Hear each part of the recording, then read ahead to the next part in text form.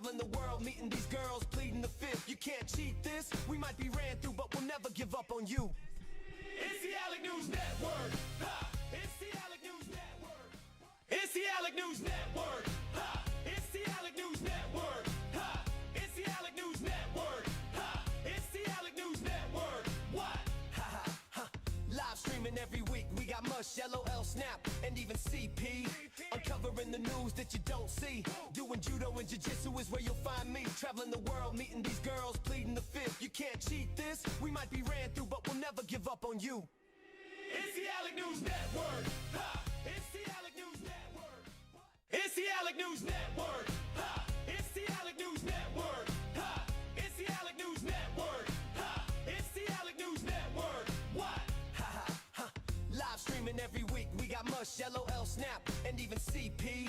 Uncovering the news that you don't see. Doing judo and jiu-jitsu is where you'll find me. Traveling the world, meeting these girls, pleading the fifth. You can't cheat this. We might be ran through, but we'll never give up on you. It's the Alec News Network. Ha! It's the Alec News Network. It's the Alec News One more time, one more time. It's the Alec News Network. Hey, hey, It's the Alec News Network. hey, hey. It's the Alec News Network. What? Ha ha ha! Live streaming Streaming every every week. We week. got Mush, LOL, Snap, Snap, and even and CP. CP. Uncovering the news that you don't see. see. Doing judo and jiu-jitsu is where you'll Where you find me. find me. Traveling the world, meeting these girls, Girls pleading pleading the the fifth. You fifth. can't cheat this. This. We might be ran through, but we'll never give Yeah. up on you. Sarah says that's the ran through song. Sarah said that's the what up. Sarah said that's the ran through song. Now it was inspired by one of the people in the community over here, not by me. Could never be me. What's up? We're back. We got some ADCC rules with Mo. We got Georgio. He's staying in the news. He's got to take me down for $1,000, but apparently he ain't giving nobody $1,000. So we got that. We got some regular stuff too. So we just jump into it, man. Let's jump on Instagram, see what's going on. What up? What up? Oh, did I just click on that? That's not what I wanted to click on. Hope you guys doing well too. Well, we got let's start off on a good foot today. We got Mr. Is that Jao Miao? Mr. Jao Miao is fighting for Miga. Why can't we get Mikey versus Jao? That's what I want to see, but Mikey's like, well, since I beat him 5 times already, I don't have to fight him again. Danny Chopper, what's up, Danny Chopper? So Mikey ducking. And honestly, since they fought, I think Jao Miao has gone on to Barato Plata about 200 people in that time period. So I think it will be a good matchup. Danny Chopper was defending Muggsy. But see, as soon as you start defending Muggsy, he over here posting how good he is now. Says you'll never win a wrestling match, Muggsy. Which, honestly, you probably should never win a wrestling match.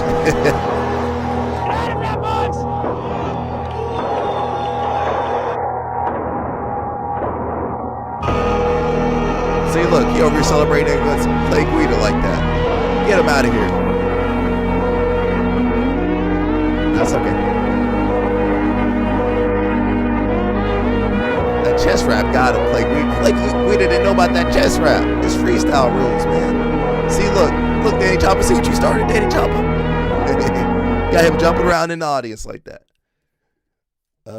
Ella Snap told you why I don't like. Let me find. See, you got Danny Chopper. Let me find that video of Muggsy running around, running like a fool. Where's that video at? Let me see if I can find it real fast. Maybe I can't find it. If I can't find it, I'll just jump back around. He's acting a fool one day. What? I can't find it. Yeah, I can't find it. That's all good. We got Kenta. What's he doing? So here's a technique that I learned from Ryan Haw watching his YouTube videos. So whenever he's behind me, or even when I kind of fail a takedown, I go over wrap the ankle. And he said this is called the outside funk. And I had a couple successful times hitting this where I go here and then I put weight on his legs. Now, if he tries to come up, it's much more difficult. And then I can start coming up, try to cross my leg, switch on top. If you guys want to learn techniques like this, me and Joseph is going to do a seminar camp on back escapes in Leuven, Belgium. So early birds finish soon, so get your tickets. I'll see you there. All right, some of you guys going to be there. Belgium. We got Mr. Abe. You know, Mush. This is Mush's hero right here. Anton Hisink. So he's ranking different Kyung-chun. judokas. I don't know most of these people. 8? Shohei Ono. Ah, oh, wow.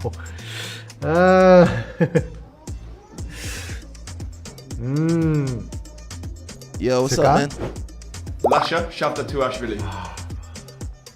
5. Yasuhiro Yamashita.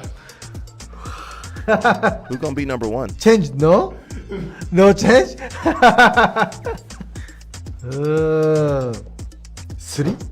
Toshihiko Koga. Okay, everybody's gonna be Japanese in the top 5, top 4. 4? Teddy Rene. What happened? Number 1? Oh, Teddy. That's Teddy it. number. Wait. Whoa. Teddy number. What happened? They can't give me trouble no more because I'm not with. Okay. I thought you were talking about the thumb. You know, I can't wait for you to put out the thumb artwork. 6? Hiro number. Not fair. Not bad. Yeah, not fair. Yes. 9? Abe Hifumi. Oh, Dang. yeah. I don't know most of those judoka. We got to get educated. Now, what I need is that judo.tv sponsorship, man. I'm trying to get these sponsorships. We got to look into Summer's Eve and Trojan. Those are going to be our main sponsors, though. It says NFL players $2.8 million per year, NBA players $10.8 million per year, UFC fighters $68,000 per year, and BJ grapplers less than $30,000 per year. That sounds about accurate. Now there's some jiu-jitsu guys making more than 68 though. Not too many. What you send me, yellow snap? Danny Choppa, you his first member of his cult too. Don't forget that, Danny Choppa. He says every major sport needs to understand this. Football players need strength and conditioning coaches. Basketball players need strength and conditioning coaches. Soccer players need strength and conditioning coaches. But fighters, grapplers, and strikers, most train in garages with barely any guidance. Is he going after training labs? He's going after training labs. I bet you they pay. I'm not sure how much they pay for that training labs training, but I wouldn't jump on training labs too easily because they got some Olympians, a lot of Olympians over there, and UFC champions. He says no structured program, no professional coach, no science backing their training. That's not true. Danny Chopper, your security. LO Snap, you the security. Let me see what LO Snap sent me. Kadil. Oh no. What's up? Carol, you got your brown belt. Everybody, Carol's got her brown belt. You see? Carol, you got your brown belt. Kadil, tell Jer you got your brown belt on the stream. You see it on there, Carol? Does everybody else see Carol's brown belt? Carol outrank everybody over here. She outranked LO Snap. She outranked Mush. She outranked Danny Choppa. Kadil got her brown belt. Nah, it's real. It's real. I recognize your stream belts over here. We recognize your stream belts over here. Kadil, okay, Carol, you can lead the warm up now. You brown belt now. You can lead the warm up. Kadil, okay, lead the warm up, Kadil. Carol does sponsor us. Let me show you what Carol got me. I'll come back. Stay right here. I'll be back.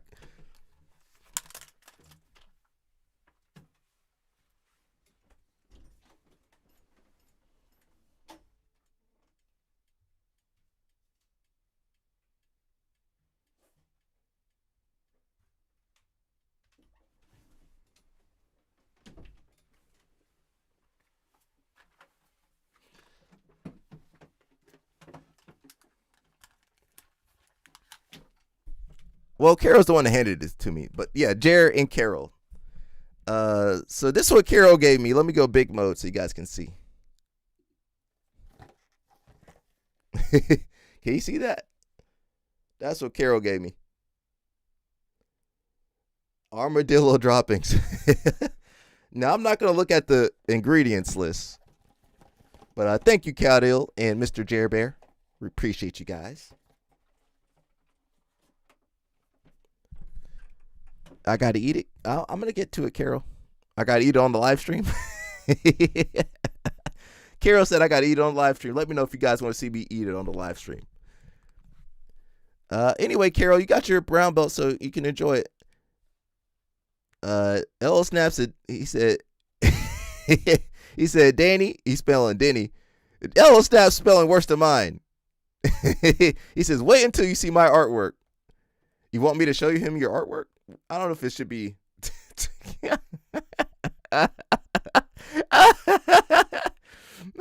Okay, I might post it. L Snap, this man crazy, bro. Jeff ate 6 of them. Well, Jeff got his metabolism. By the time Jeff chewed the food, he burned it off. Now everybody else got to work out hard. Jeff just burned calories. All right, this way, LL Snap. LL Snap a fool, man. This man crazy. Let me see. Try to pull it up for you guys. LL Snap crazy, man. He crazy. He crazy.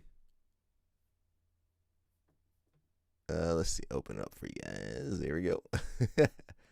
LL Snap crazy, man. Look at this man. Look at this man over here.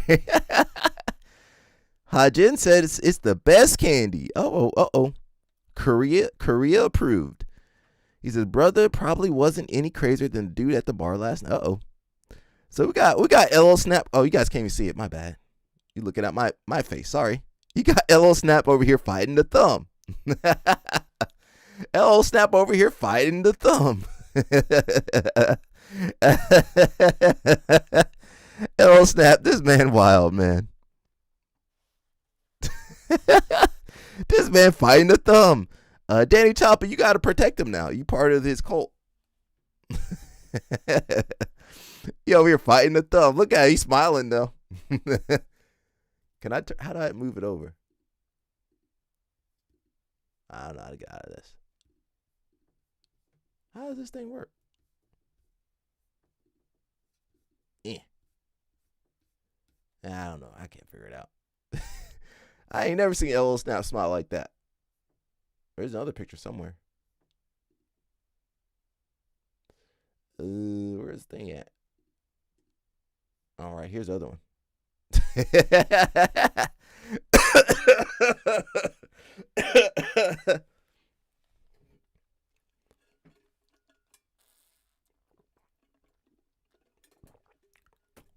Yeah, that's my man fighting a thumb over here.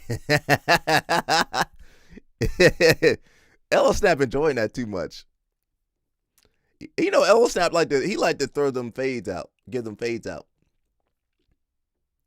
We got the McDonald's CEO. What's wrong with these people, bro? Right, the moment of truth.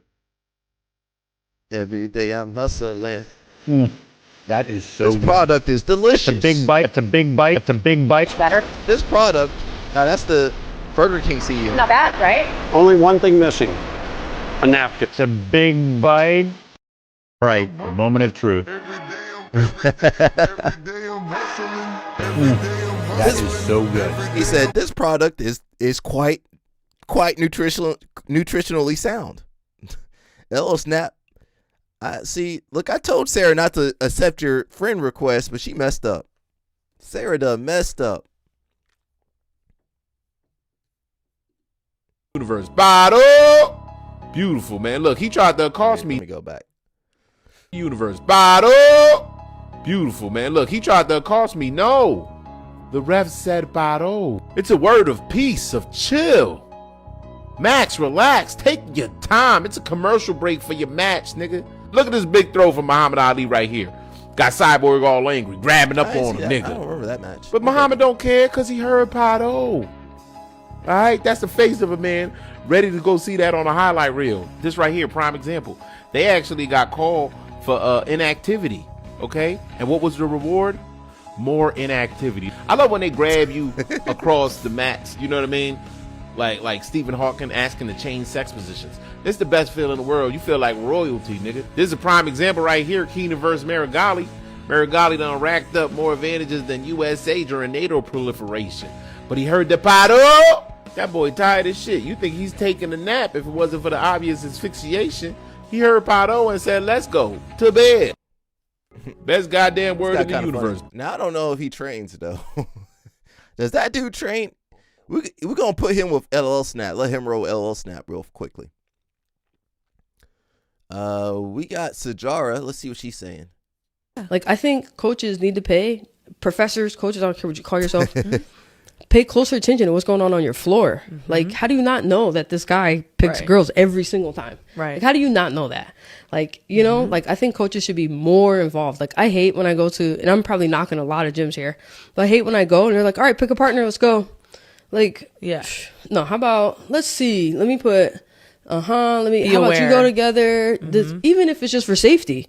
Because you want people close to the same skill set, same size. I think that also helps you to be more involved in your floor and not just being like, all right, rounds. That's a great point, because even me, like, I help coach our kids' classes, and I notice just by walking around, I can hear if a kid's bullying another kid, or I'm watching and one kid is just slamming them, and I will separate and move.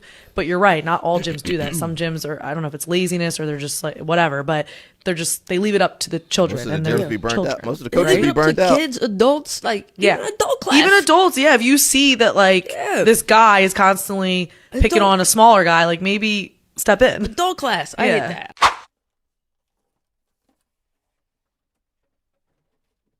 I agree. Where were we? We already saw this. Actually, let's look at this. I ain't got no hand there. Bowling ball. You can put a condom on your shit. Yo, was she dressed like a stud? Sajara is cool though. Sajara is cool. She cool, man. She cool with us. She fought. She was in Invicta. I don't know if she's fighting anymore, but she was in Invicta. R$1.000. Quem que tá mais elegante aqui, ó? Fala a verdade. O cara de terno. That's in Portuguese. I don't want to listen to Portuguese right now. We got IBJF versus ADCC. Your gi is 1 millimeter too short. DQ. You want to compete in a bathing suit? Sure. Excuse me, ma'am. You can't stand here. This is for coaches only. Yep. You can stand right on the edge of your mat. Here's our list of legal techniques sorted by belt ranking. Submissions?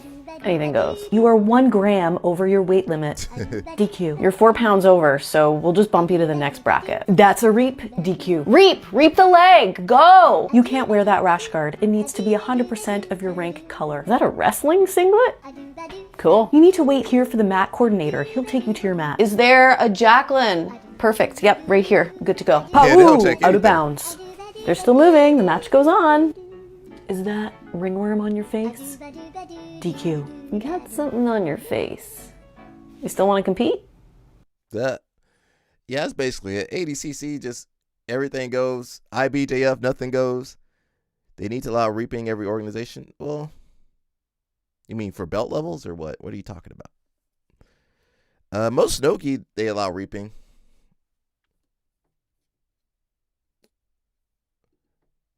It says the first ever NCAA champion. Is that true?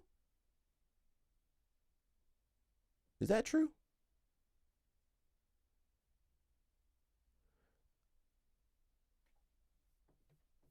That guy's the first NCAA champion? I don't know. We got Muggsy. They don't let Muggsy win, man. I gotta listen to Muggsy now. I blame Danny Chopper on that one.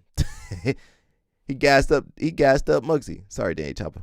I'll stop saying your name. XF motherfucking C. I remember my first fight. I was backstage, getting my grease on. They played the wrong fucking song. They played that can't be stopped, can't be touched. I walked up here, I had this stupid ass Deadpool shirt on, some blue shorts ain't match it. And the bandana was just stupid. I took it off, my hair was flat. This looks stupid as fuck. I walked down like, can't be stopped, can't be touched. Took my shirt off and threw it somewhere, because I ain't got it no more. The shorts off, had the cup on with the white shorts. And just walked on, and I won my fight. Shit, I didn't get my ass whipped, but Muggsy be dressed like Harriet Tubman. Shout out to Mush. He the one that came up with that. I didn't come up with that. You know, they like, man, you train too hard.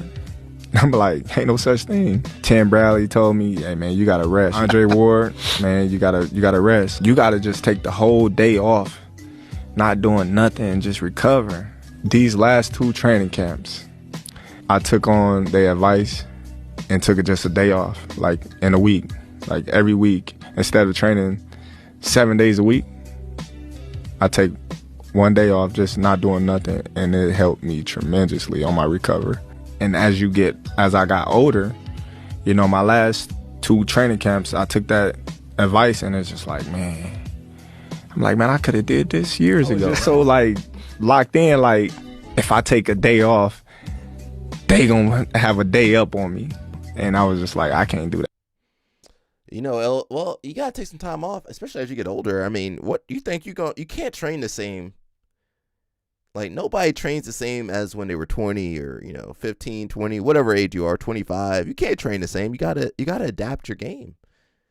I mean, clearly, as you get older, your body doesn't recover at the same rate. So why are you pushing your body at the same rate as you used to when you don't recover the same? So you got to give your body some wiggle room.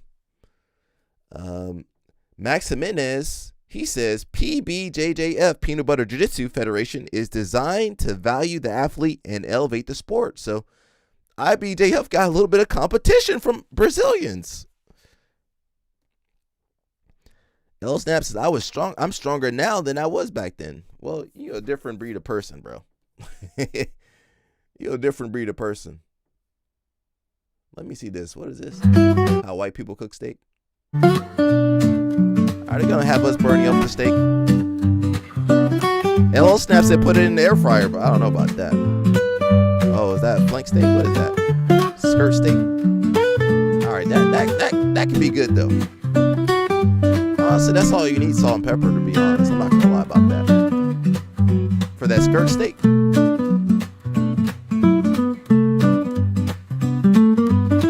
Flank steak, whatever that is, yeah. That's not bad. Yo, put that on there a little bit longer.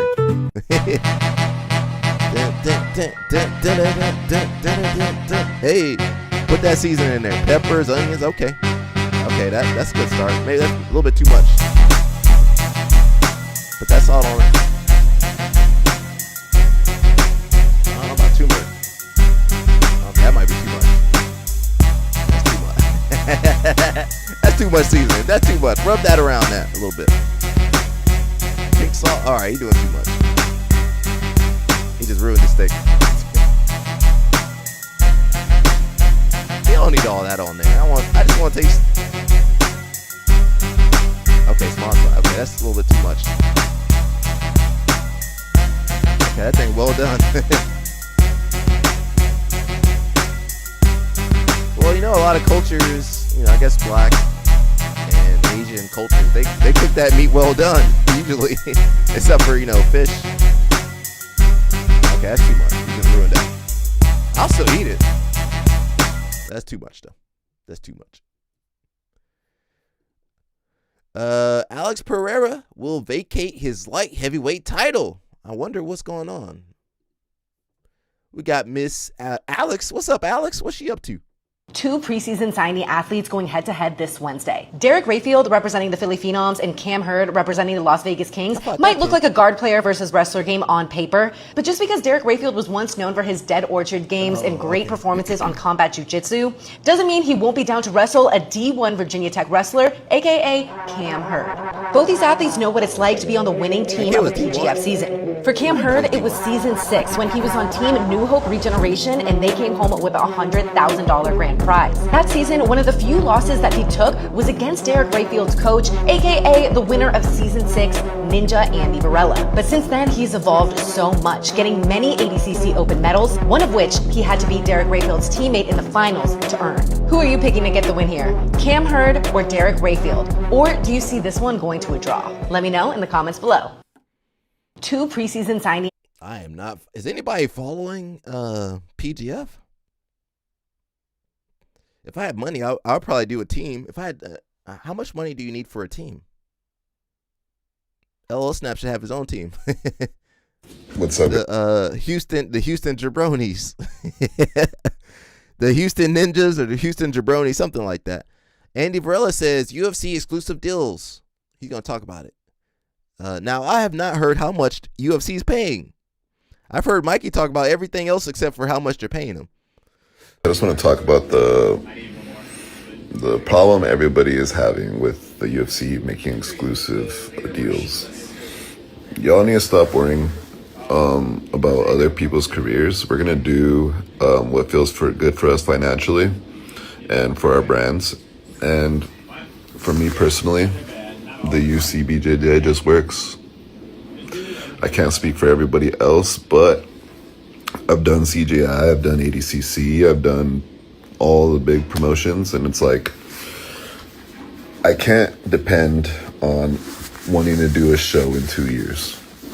Like, we can't not want to do the UFC BJJ just because of the thought of doing a show yearly or in 2 years. You guys got to understand that, man.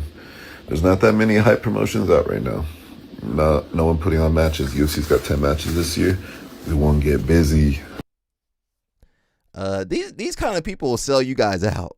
These kind of people will sell the sport out. Yeah, look, those kind of people will sell you out for $10,000, $20,000, $40,000, $50,000. Who cares? They'll sell you out for chump change. They'll sell the sport out. They'll give the sport to the UFC for $20,000. Knowing full well the UFC will ruin the sport. So these people don't care. That pisses me off, but they don't care. You know, get your bag, but they don't care.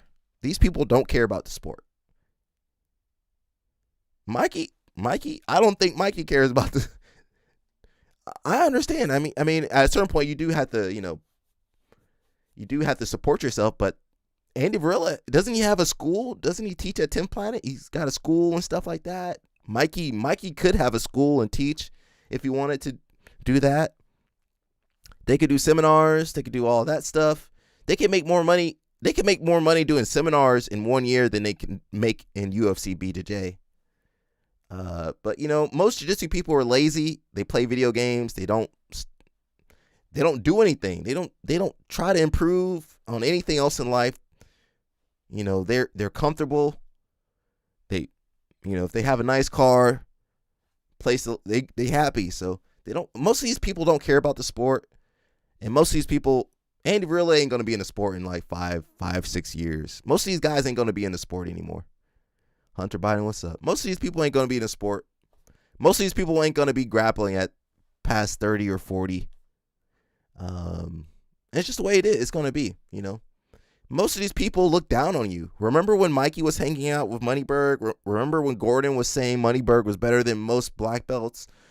Remember when Jake Shields said most black belts suck? Remember that? That's how a lot of these people think of you guys. Even though you buy their DVDs, you buy their apparel, you support their seminars, you support their whatever things they're in. They don't care. Most of these people don't care, and they're the most popular people. So what can I say? He says if LMAO, if they would be honest about selling out, people probably wouldn't dog these type of takes. Yeah. Hey, I like money. Hey, say this. I like money. UFC pays me. Okay. Probably not the best thing for the sport, but hey, listen, it's working for me. Now, when UFC gets rid of UFC BJJ in next year, okay, well, CGI, Craig, can I do CGI? Can I do ADC? None of these people really building anything. This is why I want to step away from BJJ for a bit. I don't want to put my eggs into one basket, and that's something I learned the hard way. Andy failed in MMA. Oh, yeah. Well, MMA's for real. Well, yeah, I don't know. I mean, maybe these people should focus on teaching. If they don't have any other skill sets, which I don't think does Mikey have any skill sets, or Andy? A lot of these guys don't have any skill sets. And I'm not talking crap on fighters. Some fighters are lifelong martial artists. I can't say that about Andy Varela though. Maybe he is. I don't know. He seems more like an influencer to me. Andy got knocked the fuck TF out and want to act hard and BJ slapping people. If you're a male and wear a level X black crop top, you are. Let me see some of these comments. Raquel Canuto, she says, there are only a handful of exclusive UFC BJJ athletes, and they sign knowing they won't compete elsewhere. However, others can always come to UFC BJJ to put on matches people want to see. The benefits of UFC PI plus the pay plus consistency makes sense to be exclusive. This is what we should want as professional athletes, to be able to live from competing and not from teaching seminars. Well, I hate to break it to you, but that's how you're going to make real money in the sport. You're not going to make real money competing. It's from teaching seminars and sponsorships. That's how everybody else makes money. Sponsorships, teaching, and seminars. Don't expect the UFC to save you. UFC won't even pay their fighters, so why would they pay grapplers? If you want to see massive D-Ride, and look at the top BJJ athletes post. Yeah, well, Ella Snap said, screw it, I'm starting my own cult. We talked about this, Andy Murasaki joined the cult too. Sarah, what's up, Sarah? He said, if I can't beat Tynan, I'm going to join him. So I'm actually a little sad about this. I wish Andy had tried to evolve some more. But it is what it is, man. I don't have enough energy to care about these people. Even if I met some of these people I've met, some of these people, I hung out with.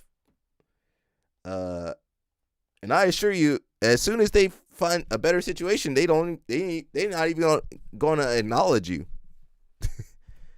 Yeah, some of these people won't ever acknowledge you.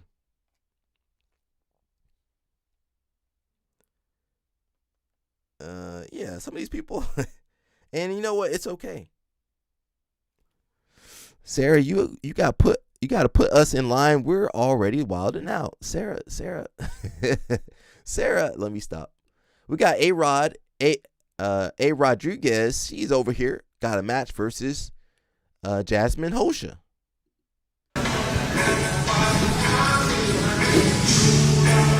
Who knows? Maybe they'll close out.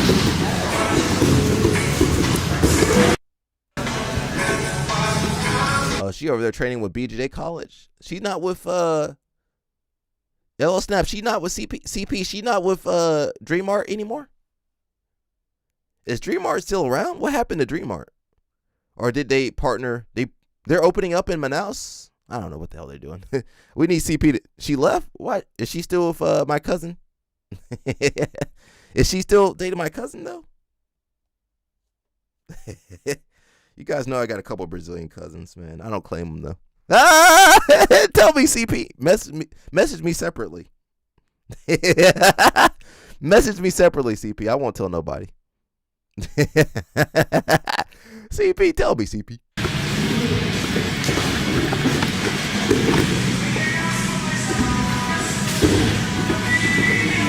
Baby Shark can't grow no mustache? I can't grow one either. Baby Shark, he got the beard. He got the Dagestani beard. With no mustache.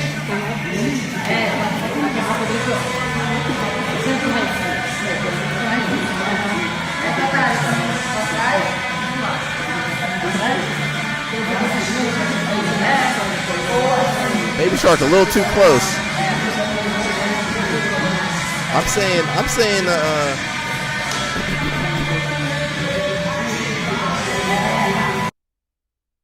oh. Sorry, CP dropping news on me. I can't tell you guys though.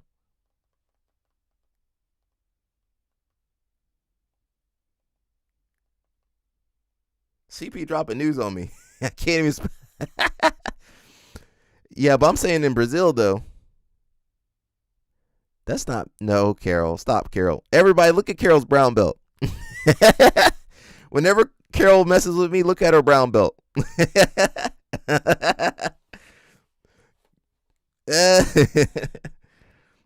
got to get CP a belt somehow. I can give away memberships, but I can't give it to him. Carol says she was dating my cousin. Yeah, she was dating my cousin, but I don't think she's dating my cousin anymore.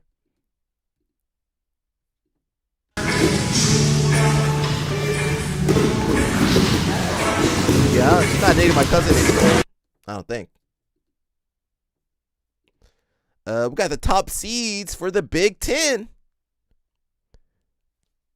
Let's see. 125, Luke Leidenhall. 133, Marcus Blaze. 141, Jesse Mendez. 149, Shane Van Ness. 157, Antrell Taylor. I'm going for Antrell right there, 157.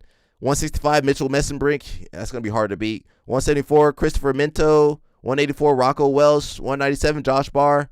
And 285, Tay Gadelli. I can't say his name. Penn State taking over. Penn State got 1, 2, 3, 4, 5, 6 top seeds. Nebraska got 2. Michigan got 1. Ohio State got 1. Tiana and I are waiting for her name. Wait, I don't got no name for you. Cadil. I would be afraid to introduce you guys to a girl. all my trolling over the years will come back to haunt me after that. I ain't really the boyfriend type, Carol. Carol trying to get me to settle down, everybody. Cadil trying to get me to settle down. Where were we? Daddy Chopper.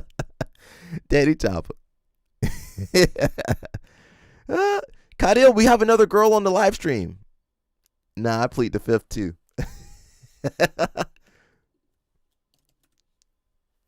Cadil, we got another girl on the live stream. Daddy Chopper said, gotta have little Alex running around. Nah, I'm good. I'm good. I think we played this already. I'm the man to take down George. You guys see the $1,000 taking me down? That's my guy, Dylan Palacio.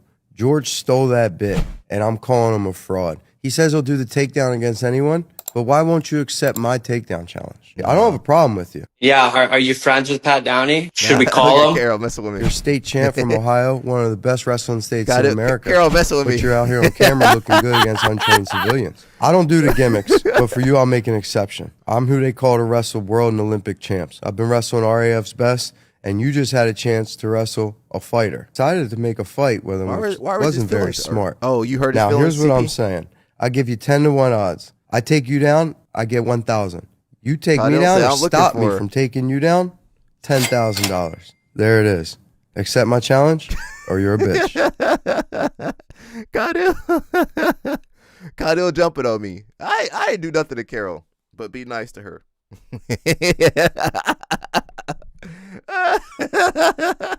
I need. Where's Jared Bear to save me? Save me, Jared Bear. Where's Jared? Here's Jared.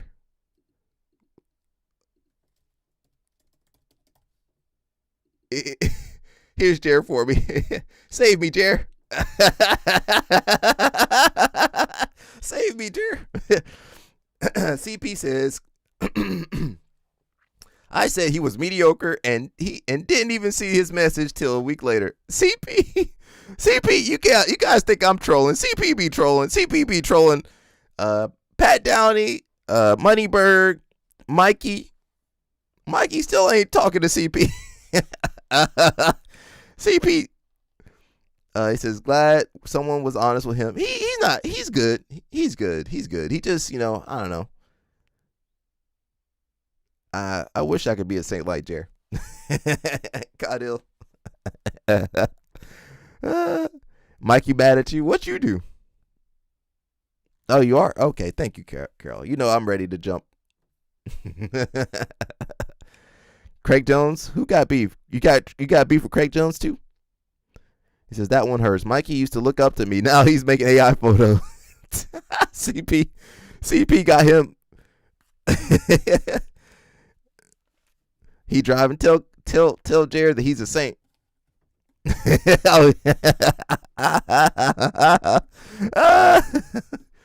See, we be roasting each other online and in real life. It's crazy over here. I really liked wrestling for the aspect that, like, you kind of get what you deserve in this sport. I'm a big believer in setting your goals high. I think delusion and thinking you're better than you are, but still putting in that work, it's a really big tool. I ain't ducking. There's a lot of work I do that even my coaches or my teammates don't see. When you're out there, that edge, it matters. If I say the same line over and over again, if I wrestle like me for 7 minutes, I'm the best in the world. I fully believe that to be really great, it's got to be in your soul. And you can see that with Jesse. Every practice, every lift, every training session, like the goal to be the best ever is in front of him. Like he sees it. Jesse Mendez he was one of the top seeds, right? It's delicious. McDonald's burger. It says McDonald's CEO eating a burger. Oh my gosh, dude. Did you guys see the CEO of McDonald's eating a hamburger? This is one of the worst things I've ever seen in my entire life. I have no idea. He looks like a mix between like Stewart from Mad TV and Anthony Perkins from Psycho. Mother made this burger. Okay, I don't know, man. I don't even know what to say. It's like the guy not only did not like the burger, okay, he nibbled at it like it was radioactive. I've been eating these things for 20 freaking years, 30 years. I don't know, man, 40 years. And I literally am beginning to question my life choices because of that video. Whatever problems you had in the past, you just amplified it and made them worse. And I know afterwards everybody was cheering him along like, great job, you ate poor people food, well done. And he's like, I know, I got dared, so I did it, Give me a break, dude. You made everything so much worse. I seriously don't get this. You not only had disdain for your own burger, which you call a product, but you clearly have disdain for your poor people customers, man. That's just the way that's what I got from that video. Hit me up in the comments and tell me what y'all think. By the way, bro, this is how you eat a damn burger. That's the product. I see you on the other side. That ain't food. That's a product. We support Cracker Barrel on this channel, right, Cadil? We support Cracker Barrel over here.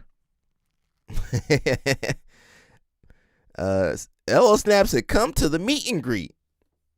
I like this guy. We're from Arthur Avenue. My parents off the boat. My father's from Naples. My mother's from Calabria. They came to Arthur Avenue when they were young. My father came because his father passed away, and my father was the oldest boy out of the 6 kids. So he came here with a shovel in his hand looking for work, with $20 in his pocket. And that's where he met my mother on Arthur Avenue. Then they wound up going back to Italy to get married. They got married in Caserta. That's where my father's from, Marcianese. They got married at Parco Real, which is Botanical Gardens, where the king and queen got married. Then my mother got pregnant of me. She was pregnant 3-4 months. They wanted their first kid born American. They flew back to Arthur Avenue and had 6 of us. All of you were born here then? All of us. All yes. 6. But our first language was Italian. We didn't speak English till we went to school. I didn't last long. I got kicked out at 11, 12 years old. And at that time, my father owned a pizzeria, cafe, restaurant. We talk Italian. And my father, rest in peace, and my mother, rest in pece.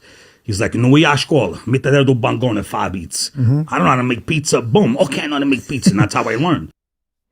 So this guy, we'll play one of his videos. He got some good videos over here. He makes these sandwiches. Let me see. I'll play one of them. 1 or 2 of them. Time to make a sandwich. Oh, yeah, high sandwich, I'm gonna throw on a little prosciutto. Go on. A little bit of prosciutto. We throw a little provolone on there. Provolone.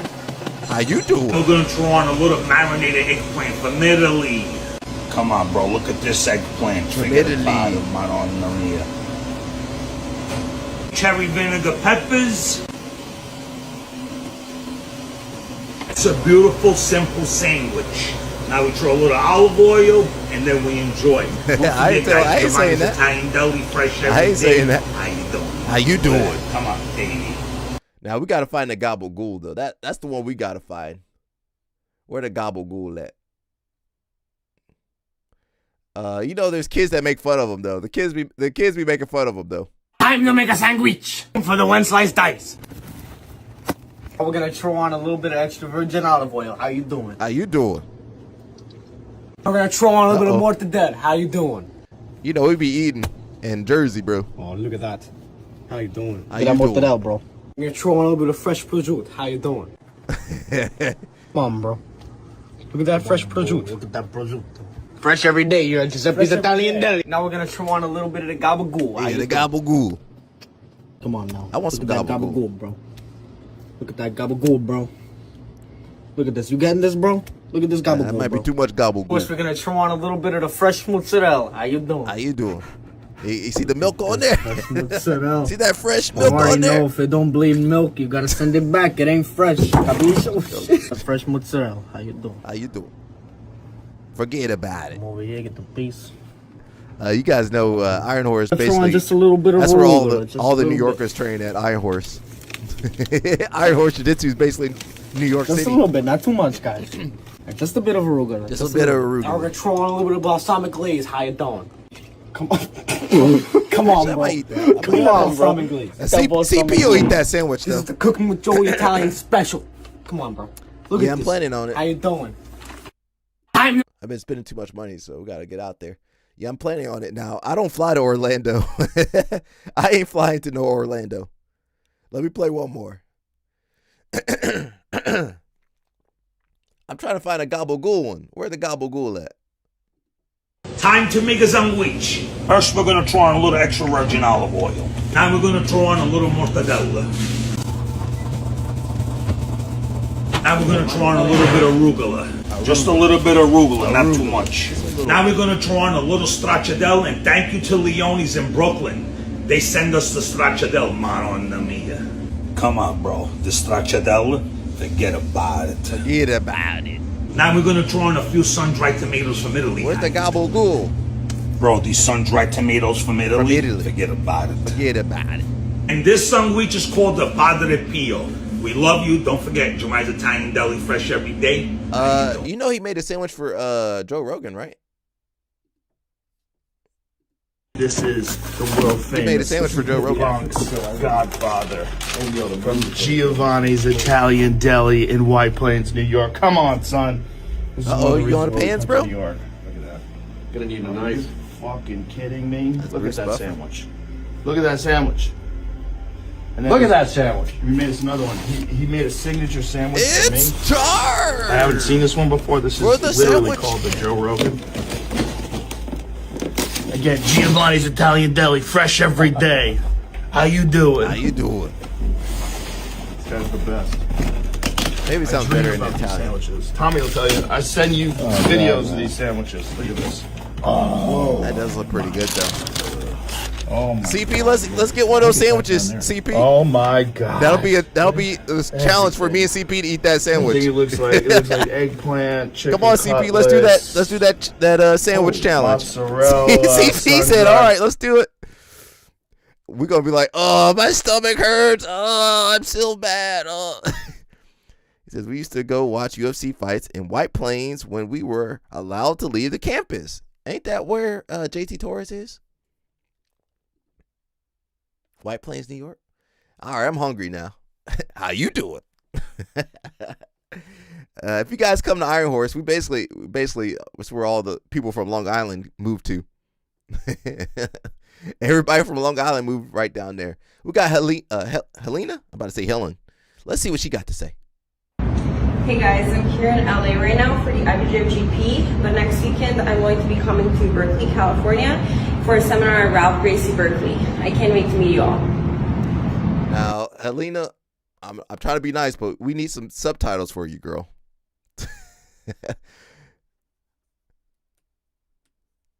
Oh, yeah, you gonna do a cruise over there? Okay. LL Snap about to retire, everybody. Helena, we do need some subtitles, though, but being respectful. Somebody calls J. Cole out for cosplaying poor.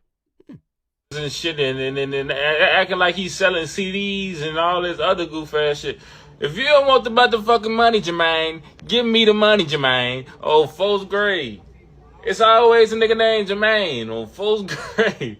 Like, we get it, folks. You humble. Oh, it's cool to be humble, but like when you try to act like you po, folk, that's really making it worse. Oh, fourth grade, cause nigga, bitch, we really is po. Oh, fourth grade. like, this nigga's really out here fucked up, and he wanna pretend. Oh, folks, like nigga, you got the money, folks. Oh, fourth grade. Like Jermaine on fourth, because now you ain't J. Cole anymore. On fourth grade, now I gotta come to you as Jermaine on fourth grade. Jermaine, folks. If you don't want the money, Jermaine, give me the money, Jermaine. Oh, fourth grade. CP got beef with everybody. That video funny as hell, but CP and LL Snap got beef with everybody. Y'all gotta let people do them, man. You know what I'm saying? This is how J. Cole be moving. I mean, the Honda Civic, that was part of the launch for the album. It was a theme to it. He ain't driving that Civic no more. You know what I'm saying? He had to pull that out the garage for what he wanted to do. But y'all just everybody ain't flashy, man.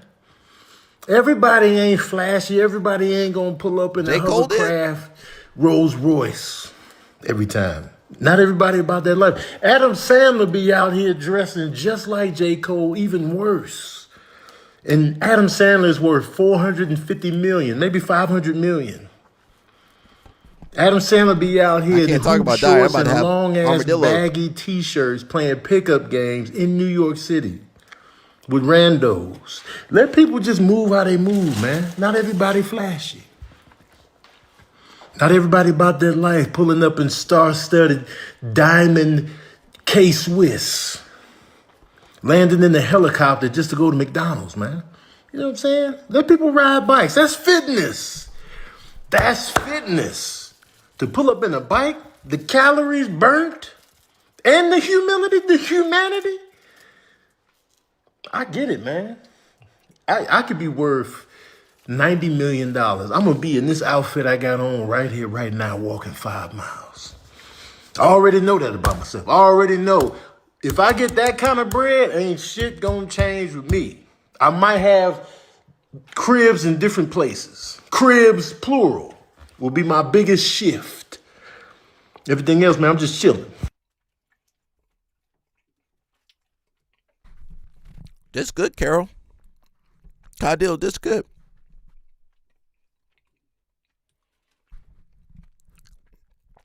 How come CP and LL Snap, you guys too similar? You guys might really be Cuban. CP, you might be Cuban, bro. You got if you disrespect CP or LL Snap, well, good luck. You disrespect those people, bro. That's it. That's all. It says CP. It says millennials barely phased by the 14th once-in-a-lifetime crisis of our adult lives.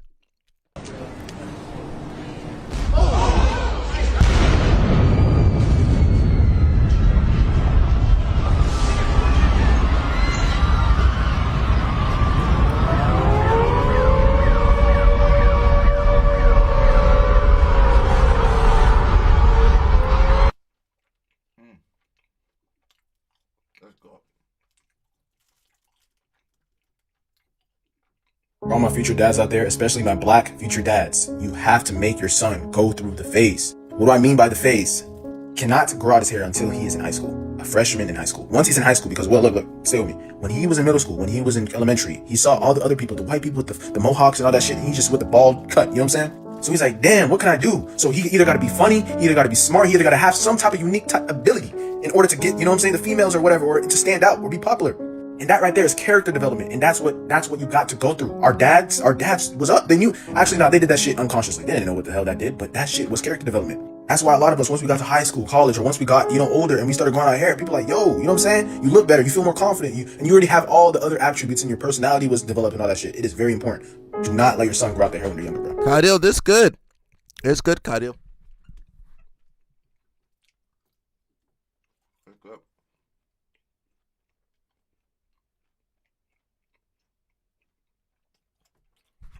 See, that's why I can't make weight, everybody. I can't make weight. I be trying to lose weight. Carol's like, here's some candy, Alec. I be trying to lose weight. Carol's like, here you go, Alec.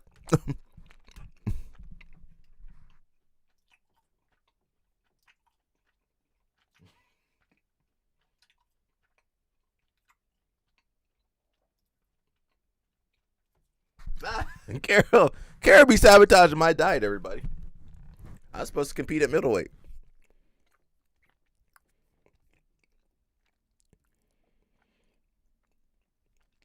I don't know if we're gonna talk about Iran. We do need CP, correspondent CP, to educate us on that. We do have we did listen a little bit to. Oh, that's a lot to read. We do have Cool Rack. You guys know he's Hey Sarah, dump it on me. Jared will order you. No, I'm good. I'm good. Oh, you gonna order him a box? He's in Texas, Kadil. He can buy his own box. Man.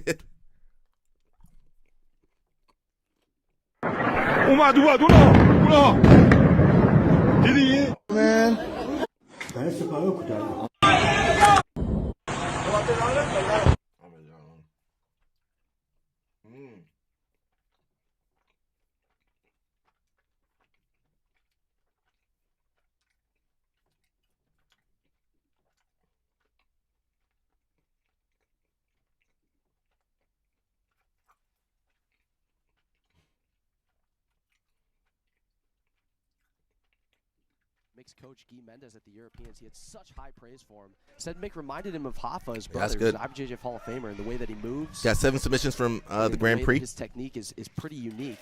Now he's in on a bow and arrow choke. This looks really probably deep. shouldn't have ate that. That was too good. All right, Kadil, I'll see you later. Has the back triangle. Mick in a really, really good position. Trying to break the grip. Oh, we got the kid from just doing what he can to try AOJ. and lock down and defend here, but he is just getting chipped apart as we arrive to the final 90 seconds of this one. Breaks the grip. Bridges into it, and that's going to do it. Mick Whalen gets the man won submission 9-0. Dang. A dominant performance. Whose gym was that kid from? With a beautiful submission stoppage within 4 minutes to kick off the 2026 IBJJF Absolute Grand Ooh, that was good. I gotta Whalen stop myself from eating anymore. Lightning. Yeah, Javier Barter versus Nick Hartman. That looks like with Dustin. some pressure here. Hartman turns in to try and address it. People paying for Flow Grappling to watch blue belts. Well, we can Dominant have our own. We can have our own matches. Position right here with 5:50 to go. He said we grew up watching Jordan Burroughs. What can That Nick might be Hartman worth something. do to possibly fight his way back into this one? First order Is Nick Hartman? Is Javier Barter? Is he Dominican? What is he? He's not Cuban. So probably try to get better position. I think he's Cuban. Left arm, get out of the mount, and then maybe get back. He into looks. that He half looks guard like a and have some Dominican. success in the match. Muhammad Ali Hartman before he trying went to bald. bridge up, but not going to buy him any room Cars or like this space. should be all black belts. Well, Meanwhile, they had it in Barter Costa just Mesa, so inching you know up they and got to up put on kids that for AOJ. chest. This could be bad news for Good Nick S-mount Hartman. That's good position armbar. For Javier Barter, throws his right leg over the head. That Nick Hartman's good too, though. There's gonna be some good big guys coming up now. He probably should have stacked a little bit more here, a little bit more stackage. Javier transitions to the back. That guy's good, man. They both pretty Doing good. Nice to survive here, Danny, but it is just simply that, survival. Nick Hartman does more like ADCC though. He did, of course, he did Nogi Worlds, but he's a little bit better ADCC, I think. Why did he get shut down? Javier What locks got in the shut body down? Triangle. It's really good for control from the back. What got shut down? 4:30 on the clock here in our second quarterfinal Oh, matchup. Kingsway Gym that was supposed to get open in Houston got. Oh. Right arm for Barter. And that is it. Javier Barter stops Nick Hartman. People can't vandalize. Oh, I guess they didn't want Houston rough, bro. They think Kingsway can go over the Houston. Nah, get out of here, Kingsway. And pressure throughout the match gets the submission finish. From the moment It was LL Snap doing it. We know it was LL Snap. LL Snap. LL Snap. Why are you vandalizing that building, bro? To the semifinal, Javier Barker representing Fernando Moya. Oh, Fernando Moya? He's out of Costa Rica then. Where'd they get this guy at? In the jungle, Costa Rica? I know Moya. Something like that. But this is another guard pass for Ashley Funegra. So now is this she the has one? an 8-point I think lead. Mia's the one that's dating Cole. I don't know who's dating who, bro. I can't keep up. That is a tall task opposite someone who has not been defeated at this level. And Ashley Funegra for Yasmin Castro. That's submission or bust hope. She already up 8-0. Now Ashley LL Snap. is looking for a Kimura LL Snap said you can't come into my city. City's full. Houston's full. Has her left arm weaved through the arm of Yasmin. Yasmin trying to keep her control on that right pant of Ashley.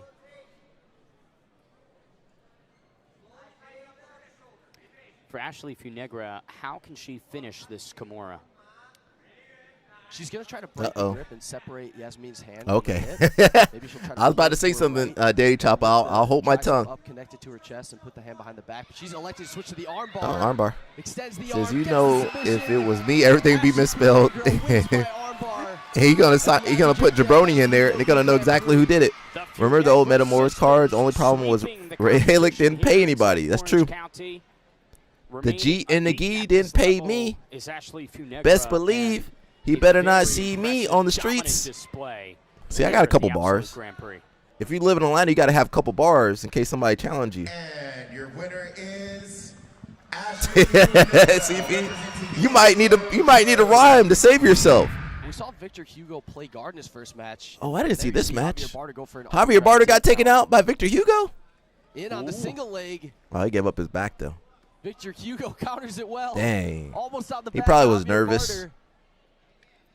The risk and reward. Everybody and their mama got a Barter's podcast. That's true. early efforts. Hey, Got one hook. you can make listen.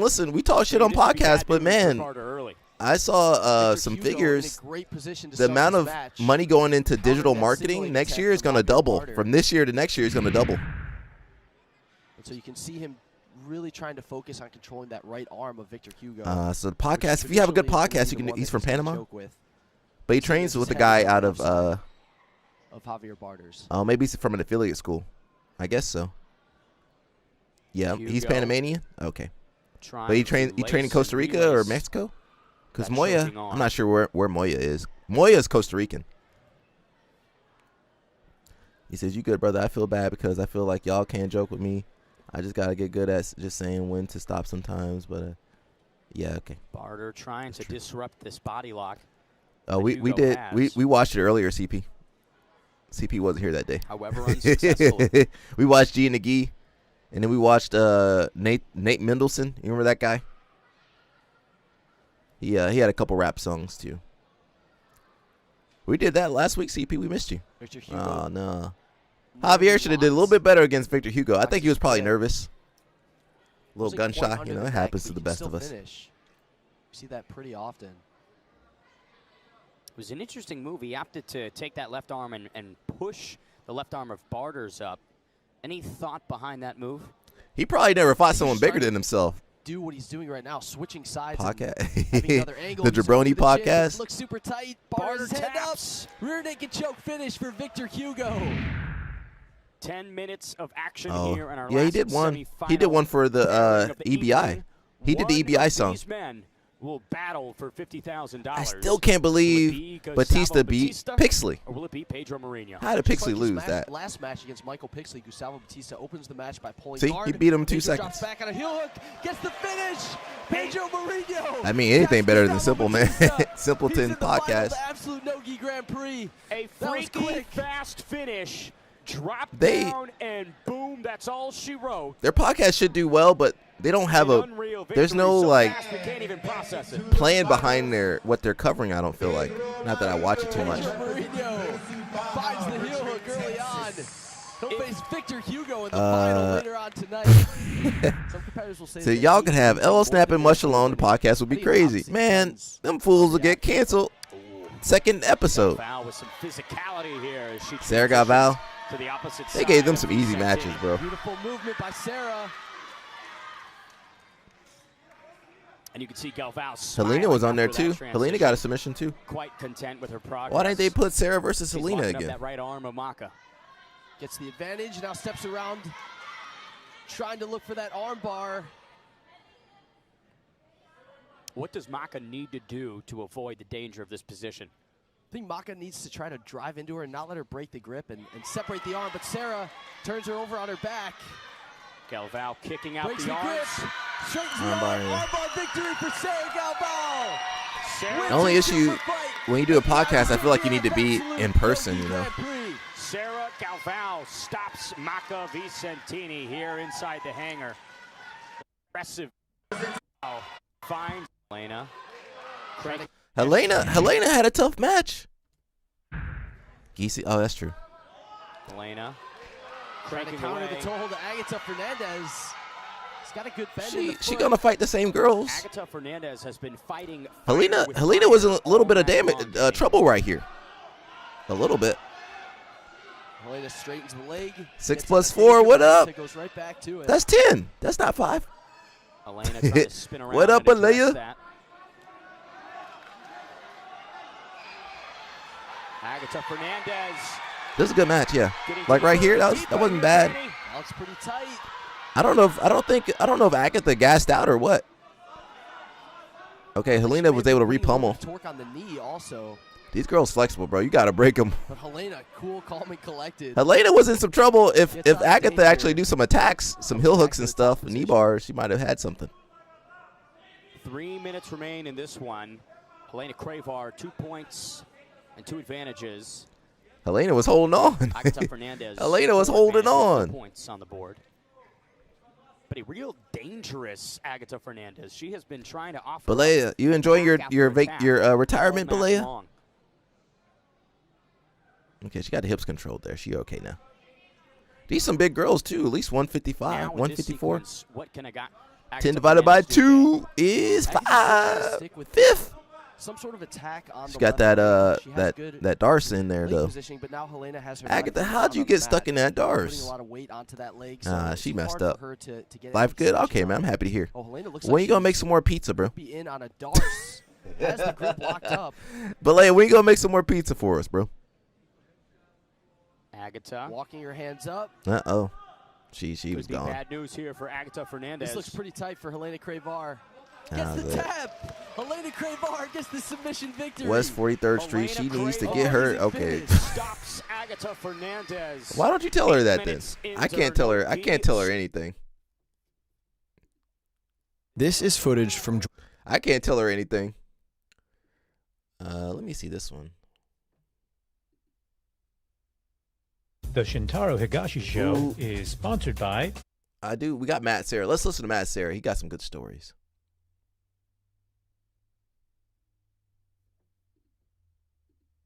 The reason I like this question is because they were answering. This person asked this question, and people in the comments were L Snap answering gonna have it, hoping Helena to see what jumping your on me. answer is going to be. I'm excited. Who's it from? This is from Uncle Boys, who says, What's up, Uncle Boys? "What? How you person doing? Were you most in awe of rolling with?" Oh, no, that's amazing. That's a good question. Yeah. Oh, listen. I rolled with so many amazing black belts, especially coming up at Henzo Gracie Academy. Yeah. One, I'll have to say Master Henzo Gracie, because Master Henzo Gracie is someone listen, that guy, we're gonna have him in here sooner or later. I mean, it's hard to track him down. He travels more than Indiana Jones. He's all over the world. I don't think Henzo lives in America anymore. You know, he taught me what pressure is, as far as literally not only pressure, putting me in pressure. Like when he shows up at the Pan Ams when I'm a purple belt in Miami in 1999, and he goes, "I came here to watch you get gold, the first place. If you get second place, congratulations, you're the first loser. So that kind of pressure. Yeah. But he also taught me pressure, crazy, bro. With smothering pressure, not accepting, giving up position. In jiu-jitsu, you'll learn when they first came up with the sport jiu-jitsu, the points was the best. What's best for a street fight? That's what's so beautiful about Brazilian jiu-jitsu. Why don't you tell her that? I can't tell her nothing. 2 points to take down. She be jumping on me. I say nothing. 2 points. Now, once you're there, tell her, clear bro. those legs. Pass those legs, which is passing the guard. You get cross-side position. In between the legs is dangerous. Balea, come defend yourself, Balea. Submissions. Once you clear that and get a better position, Balea, come defend yourself. 3 points. The ultimate points you can get in a jiu-jitsu match is 4, and that's when you're mounted on them, full mount, okay? Or the back, put both hooks. These are the worst positions in a street fight. And if you're on top and you get swept to bottom, it's going to cost you 2 points. So you get used to, so even if you never want to go in a competition in your life, Renzo Gracie instilled in me to get that rule set in my brain. Come defend yourself, Balea, in the comment section. The street. That's my Come defend yourself, Balea. Renzo Gracie, first and foremost. After him, Ricardo Almeida was a big part of developing my game because he's one of Renzo's top black belts, and he came up with me at Renzo's Academy. He came over he got his brown belt when he came over after winning the Worlds, and he's like a brother to me, and we had so many battles that he's one of the top guys I ever rode Make sure you tag us in it. The battles with him I'll stop jumping on you, bro. Game because he was bigger than me, and he had some great pressure, and he's they be jumping on me too, man. Balea, they be jumping on me on my own live stream. Be everywhere, so.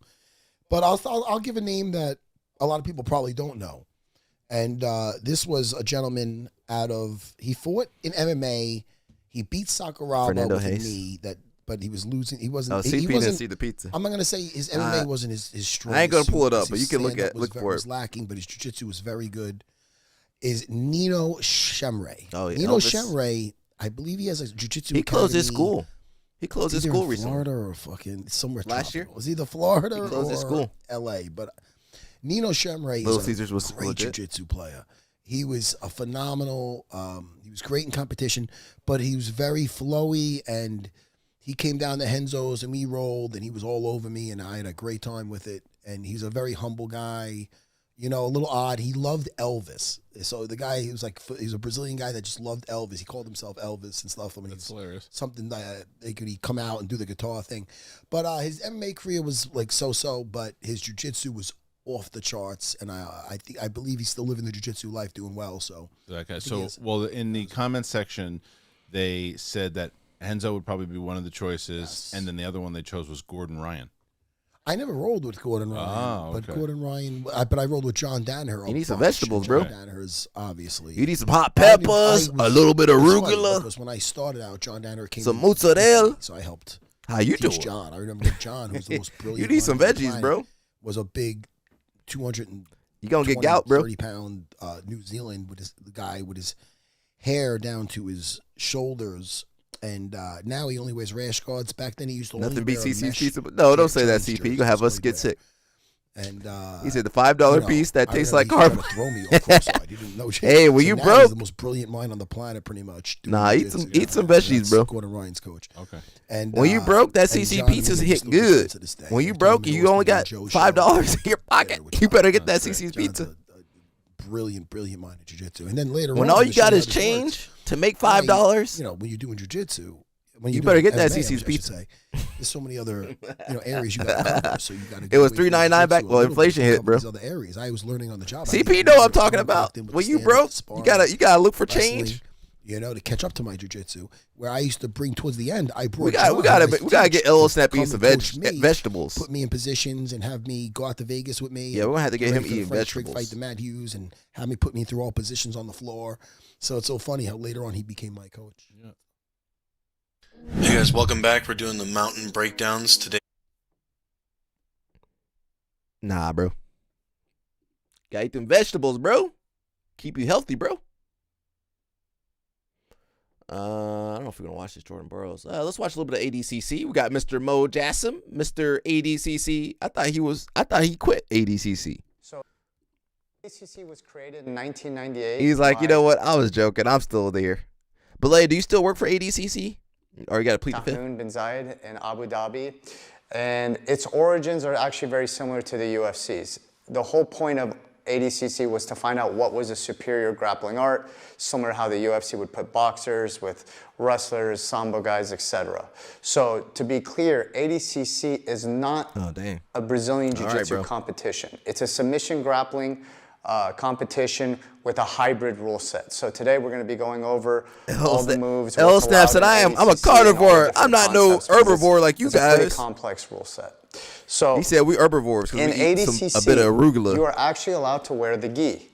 The rule is you cannot grab the gi offensively or defensively. So if you decide to wear a gi, your opponent cannot grab the gi, but you cannot grab the gi yourself. In ADCC, if you want, you can wear wrestling shoes, but be cautious because there are heel hooks. I was thinking The Simpsons. You're saying the Moe's, the taco kind of place? There are no slippery substances allowed Welcome to in Moe's, ADCC. the place, yeah. Be very conscious about putting like burrito place, whatever lotions, oils, hair, gel, whatever it is that can seep down. Because I think they went out of business. If someone complains and there's a determination that you are greased or slippery, the referee will DQ you. So be very conscious of that. In ADCC, for the World Championship and trials, the mats are quite large. They're 10 by 10 meters. If the athletes go out of bounds in ADCC, the referee will say stop. The second the referee says stop, that position will be resumed in the middle of the mat. The ref will go, check the grips, and then drag them into the mat to reset them. But again, anything done after the referee says stop will be null and void. It's the moment I feel like the CP referee done says offended stop, Mo too. and they will resume that position. If a competitor gives up, submits by tapping the leg, large taps, not just one single tap, large taps. If they submit verbally, the referee will step in and stop the match. If the referee feels one competitor is unable to defend themselves or feels like they're in a lot of danger, the referee will step in and declare, this is, by the way, this is very rare. So if you are in trials, you're in the World Championship, the referees will not save you. So if you're in a submission, they will let you eat that submission, whether it's an armbar or a choke. So in very rare occasions, the referee will step in and stop the match, but do not rely on the referee in that sense. So the ways to win in ADCC is by submitting your opponent, winning by points, referee decision, or if your opponent gets disqualified for doing something illegal. Time limits. So there's various time limits for different ADCC events, and we're going to go over that. So in the World Championship ADCC that's held every 2 years. How did Mo make his money? In the non-final matches, those are going to be 10 minutes. The first 5 minutes, there are no points. The second half, there are points. The second 5 minutes. If the score is tied, there will be an overtime of 5 minutes. In overtime, the points start immediately. Okay, so it's 10 minutes regulation. If tied, a 5-minute overtime. In the World Championship finals, the finals are 20 minutes. The first 10 minutes, there's no points. The second half, there are points. But the difference in any finals match in ADCC, if you pull guard or go down voluntarily as a grounded opponent, you will eat, and you stay down for 3 seconds or more, you will get a -1. That's only for the finals. 3 seconds too quick though. So if the score is tied in the finals World Championship, there will be an overtime, which will be 10 minutes. Points start immediately. If the score is still tied after the first overtime, there will be a second and final overtime of 10 minutes. So potentially the World Championship finals can be 40 minutes. Now for the trials, the opening rounds, the non-finals are going to be 6 minutes. The first 3 minutes, there are no points. The second 3 minutes, there are points. If the score is tied, there will be one overtime of 3 minutes. In the trials, during the finals, those will be 8 minutes. The first 4 minutes, there are no points. The second half, there are second 4 minutes, there are points. Finals rules apply. If you pull guard or you go down voluntarily as a downed opponent, for 3 seconds more, you will eat a negative. If the finals is still tied after regulation and trials, there will be a 4-minute overtime. Points are counted immediately. Now, for ADCC opens in North and South America. All right, bro. See you, bro. The times are a little bit different, okay? So for the adults in North and South America opens in ADCC, I'm skipping legal techniques. So in the World Championship and the trials worldwide, any kind of chokes are allowed. You can put your hand on your opponent's throat. So if I mount Zach here and I put my hand on his throat, I can post my hand here, That's illegal, no problem. IBJ, yeah. What I cannot do is close his windpipe. So I can use this to hold him down as a frame, but you cannot close his windpipe. IBJ, That's I don't think illegal. you can do that. Okay, but I can put my hand there. Any armbar, any shoulder lock, wrist locks are allowed. Any leg locks, any ankle locks are allowed. Can opener, so if I'm in Zach's close guard. You can do can opener? And I want to open it, I can do a can opener, and I'll explain why. So in ADCC, which we're going to get into in a little bit, you cannot block your opponent's both shoulders and put downward pressure. The reason the can opener is allowed is both of Zach's shoulders are completely free, okay? So this is legal. The twister, I don't know how to do a twister. Let's try. He said he didn't know how to do a twister. And he in charge of all this stuff? Demonstrate. Mo, you don't know how to do a twister? Oh, you do. You put me in the twister. He's going to put me in the twister. 10th planet all those private represent. lessons from Gordon and those guys, you can't do a twister? Okay. So Zach puts me in the twister. This is perfectly legal. Oh, this feels great. Why? Only one of my shoulders is blocked. Okay? My left You don't know how to arm do a is twister? completely free. I can tap. So twisters allowed. I don't can want uppers somebody allowed. in You charge of cannot me that block don't know how to both do a twister. shoulders and put downward Sorry, pressure. Bo. This is only one shoulder, so this is perfectly legal. But if he's on the Excellent ground with the twisters. shoulder, he can't do it? And that's regarding the legal techniques. Illegal techniques. So in ADCC, slamming is We're just gonna watch allowed this part, and I think only that'll if be you're it. in a fully locked submission. So if Zach has me in an arm bar, where it's not just a grip. So if Zach gets this grip and he starts to put pressure on my arm, this is a lock submission. Now I can Slam him. stand up, I can pick him up, and I can slam him. Now, especially from the arm bar, if you're going to slam an opponent while you're in a submission, aim to hit them on their shoulders, okay? Wait. If you intentionally try to slam your Wait a second. So if you're going to slam them, make sure you land them on the shoulders, not on their head, and kill them, because, you know, we're not liable for that. opponent on their head and we feel like you shifted their body intentionally and try to hit them on their head. Okay, here's the answer. You take slams out. How? Most people don't drill slams. How are they going to control a slam and you never did it before? How are you going to control a slam? You slip on that sweat. Oh, blast the dude's head into the mat.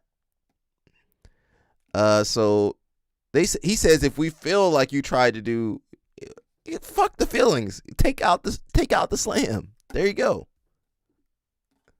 You'll most likely be DQ'd. Okay, so if you're in a triangle, you can slam, put them on their back, their upper back. If they're in an arm bar, try to slam them on their shoulders. Man, these people will have you dead out there, Number bro. 2. You let go of those submissions. No if you feel neck it. cranks. So you cannot block both shoulders and put downward pressure on someone's neck. So full Nelson.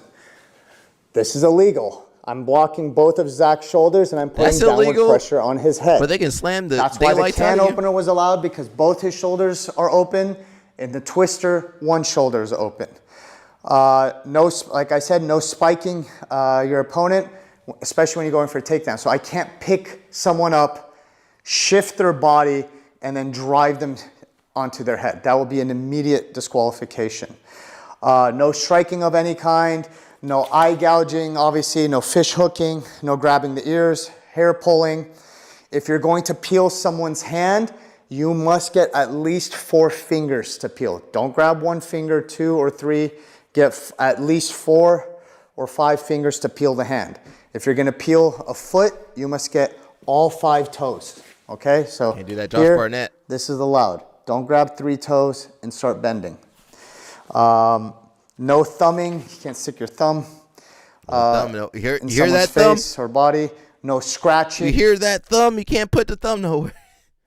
No pinching, no kicking, no biting. No tickling. No squeezing or putting pressure on the groin area. So if we're in double guard pull, I can put my foot as a wedge by the groin area. What I cannot do is drive my foot into the groin area. They're not going to stop you from kicking. Or put any forward pressure on the groin area. As a wedge, that's perfectly allowed. Okay. Hands, knees, and elbows on the face. Okay. So I mount Zach. I can put my forearm across his face. Okay. Be conscious of the orbitals and putting any pressure in this area over the eyes and stuff like that. But if I go across his face like this or up here, this is perfectly fine. What I cannot do is take like the blade of my elbow and put it on his face like this. Okay, this is fine. This is fine. Will be, yeah, they're not going. But be careful of the. Well, you're going to be complaining about it, and the referee's like, "Oh, well, keep going." Okay. Got the elbow, no your eye socket. Substances What's up, Mush? On your body or clothing. Okay, cross-face guillotine, twisting the chin. So if I go for a guillotine, what I cannot do is get on the chin, whether with the chin slap or the script, and twist the neck.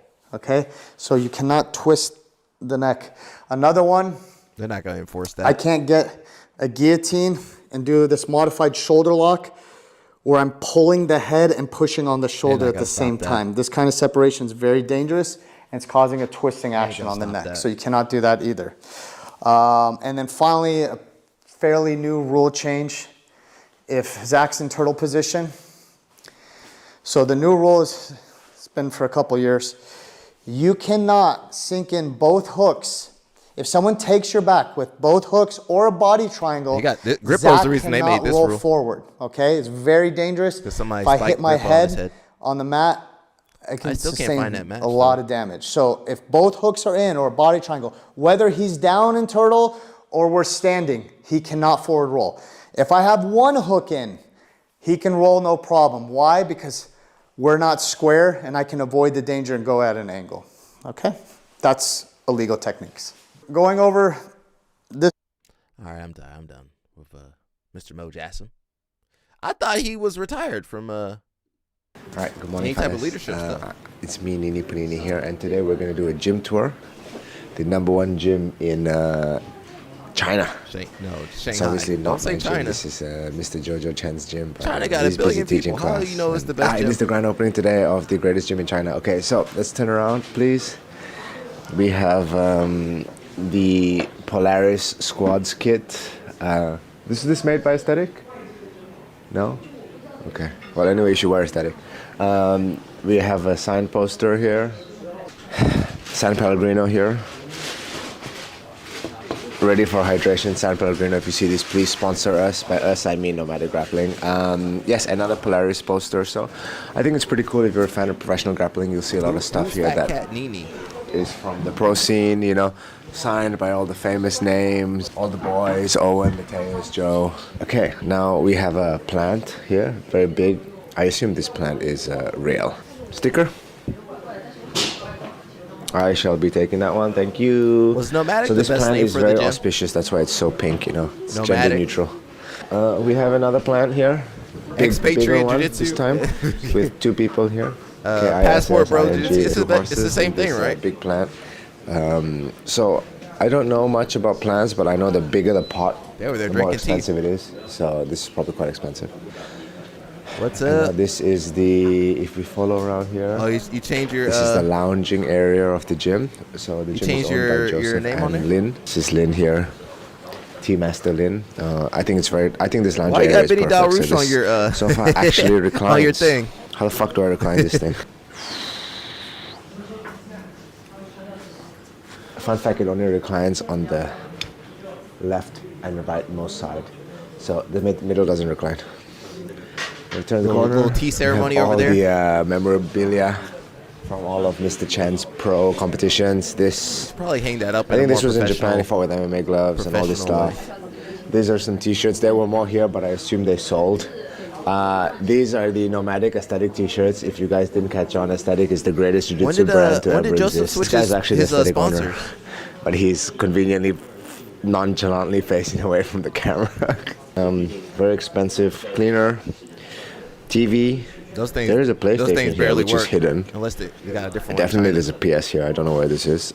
This was a gift I saw Joseph receive yesterday, and coffee table, desk, tea table, because you can actually make the tea here. Cut it to a clip of Lynn making tea somewhere, and more memorabilia kits.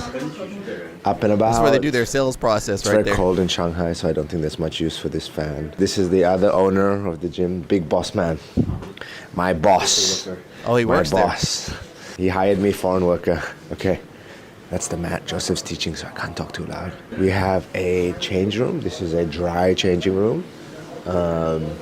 What that means is obviously you can only change here. You can't shower in here. Soon. Yo, what's up? Hong Kong Tempo coach, #1 Playboy, expensive kit. Shower. There's 2 showers in this gym. They are identical, as most showers are. They have different The rules in toilet is Asia, so actually you on can the have outside around the smaller. corner. This is a laundry room. Well, they seem to be some Darush ultimates ain't in here, undefeated. so we will not. Now, this gym is In your mind, he's fully undefeated? equipped with a vanity. Shout out to Benny Darush. You know, I used to fight him all the time. Vanity. Anyway, 2 hair dryers. What do we have in okay. here? What the fuck is this? Oh, it's a hair tie. I'm not arguing. There's Q-tips. That's insane. We might have to send Mush over there to Q-tips. investigate. Yeah, rubbish bin plants. All the plants in the gym. I'm by just the worried way, if Mush are go to rare. Asia, that might be it for Mush. Mama waters them. So these I think I should not have opened. God, dog, bro. Oh, it's a weighing scale. Dang. Well, I will not be using that right now. Well, chill out, bro. So, yeah. Okay. Try what to stay else do we active. have now? Sorry to we hear have that. lockers? No. Well, they're locked. Can't look through that. This says staff only. It's okay. So I think this is really nice area. Private fridge here, San Pellegrino. Joseph gonna spend all his lots money. of kits. This table is actually so cool. You seen this table? This table is sick. I feel like big boss man behind this table, you know? Get out from behind All that right. table. That ain't for you. This is sick, you know? This is where they decide how much money to charge and what to blow all their money on. This is a bunch of kits, nomadic kits. If you guys want to buy them, we sell them at the gym for 400 kwai. My dog. How much is that? Yeah, this is toolbox, assortment, merch, 2 computer screens because they're serious. You know, we're not just jiu-jitsu. They're still I can't around. use the R word. They Jiu-jitsu just people line here. Yeah. Okay. Well, I'm the front of desk now. All right. So we come to the actual gym. There's more lockers here for reference. I actually am meant to be training, but I'm doing the gym tour. This is called a Calyx or something. I found out recently. It's basically an open shelf. So people that don't want to, I don't know, the lockers have a wristband system. I saw like most places in China. This is an open area, bench to sit. Then there's more drinks over here. These are all paid for. Now this is a non-biased system. Even all the owners have to pay. Secret juice, okay? Sink. What do you think, Mr. Arya? This is super cool. You can wash your cups with this. I'm doing gym tour. Come say hello, say hello. Go train. This is Fabio, Hong Kong's most infamous man. This is you can watch. I saw this on TikTok. You can wash the cups with this. You know, it's very cool. Yeah, it's fascinating. I like the medicine box. Phone charger area, very nice. Another rubbish bin, shelves, another bin, very nice. I even sell 100 plus here, greatest drink in Malaysia. And then this is the mat space. So I found a membership. I really like this board, especially the color blue. On the videos It's not filled out yet, obviously, because we haven't taken the photos of everybody that has been signed up as a founder. But yeah, I think the mats are so nice. I personally love the whole color scheme of this entire His gym. microphone is and how loud. much natural It's not lighting me. there is everywhere, right? Like if you look around, He's it's shouting into his just microphone. boom, sunlight, sunlight, sunlight, sunlight. It's beautiful, really. And then we have the rules. Cameraman, please zoom in. Very important part of the gym. Do not fuck around and break any of those rules, otherwise Joseph will throw you out of a window of your choice. And do not especially do any of this. Just don't break the rules. You know? But yeah, as you see, today is the grand opening. Oh, it's grand opening. That's why it's open. Oh, it's packed. And there are a lot of people on the mat. I think it's like 40 people or something. I can't really count. Joseph is teaching a stand-up class, and then there'll be an open mat, which we will all be training at. And then I think we will get into some games. I'm and shaving. now I am going to get ready to That makes me train. want to shave. I'm shaving. I'm shaving. All right, fight fans, UFC 326 I'm is shaving. coming. I'm shaving it all off. Thank you. We've been talking about this a little bit. Murasaki joined it. He joined his adversaries. He said, "I can't beat him, so I'm gonna join him." Someone says, "Didn't see this coming in the Atos Fallout bingo card. What is this going to mean for upcoming tournaments? Will Murasaki stay at Tining's weight class? Murasaki been running around weight classes. Will it be AOJ final brawls, or will we see closeouts? So many questions." Says, yeah, he posted something about this days ago. Murasaki has fought all the way from lightweight to middle heavy. He still didn't win. We'll probably see him in medium heavy and Tynan at middle. In terms of closeouts, there is no world where Murasaki gets a nod over AOJ's Golden Goose. Does AOJ have someone who competes at lightweight regularly? I assumed Andy would drop to lightweight. They got Fabriu and some other guys, possibly Cole. I assumed Andy would drop to lightweight like he did for the 2024 Worlds. He did 2025 Worlds. He did lightweight. 2024 he did middle heavy or middleweight. I don't know what he did. 2024. Mateo Cordono is their guy at lightweight, but Mateus Gabriel is the reigning champ out of Checkmat who beat Andy last year. Andy messed up last year. There's also newcomer Tarsis Santos, who's on fire right now, beating 3 of AOJ's black belt in the last 3 opens. Oh, really? Who is that kid? Tarsis Santos. Says, just basing it off of the fact Murasaki has said in the past how hard it is to cut for him.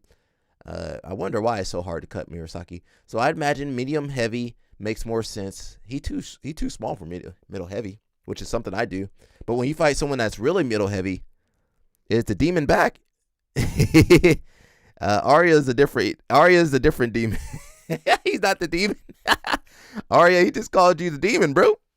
Come defend yourself. Murasaki will now make that good bread. Well, you just gotta join the cult. It's a different person, Danny Chaba, but yeah, he's not the demon.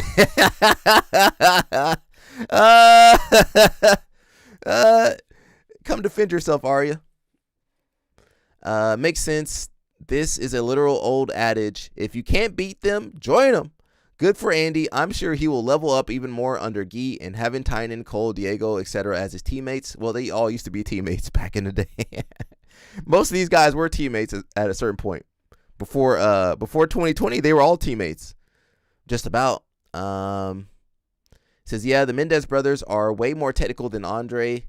And having a new set of quality sparring partners is always good. Well, he had good quality training partners at Atos as well. He says, yeah, I think that's fair. Andre and Atos style is great for heavyweight and above, but AOJ have 100% cracked the code for middle and below. But I'm starting to see that change. There's people that are coming around beating the AOJ guys. You just don't hear about them. Someone says, dumb question, but do they even allow big dogs to train there? I've never seen one in the group photos. They usually move around a little bit. He says, yeah, they do. They had Gutenberg for a while who competed at heavy and super heavy. Not sure if he's still there. No, he struggled a bit after he moved to AOJ. I think for heavyweight and above, they aren't the best gym per se at the elite level. The Mendez style don't really work at those weight classes. You can't bolo your way to victory in heavy and above, even middle heavy, really.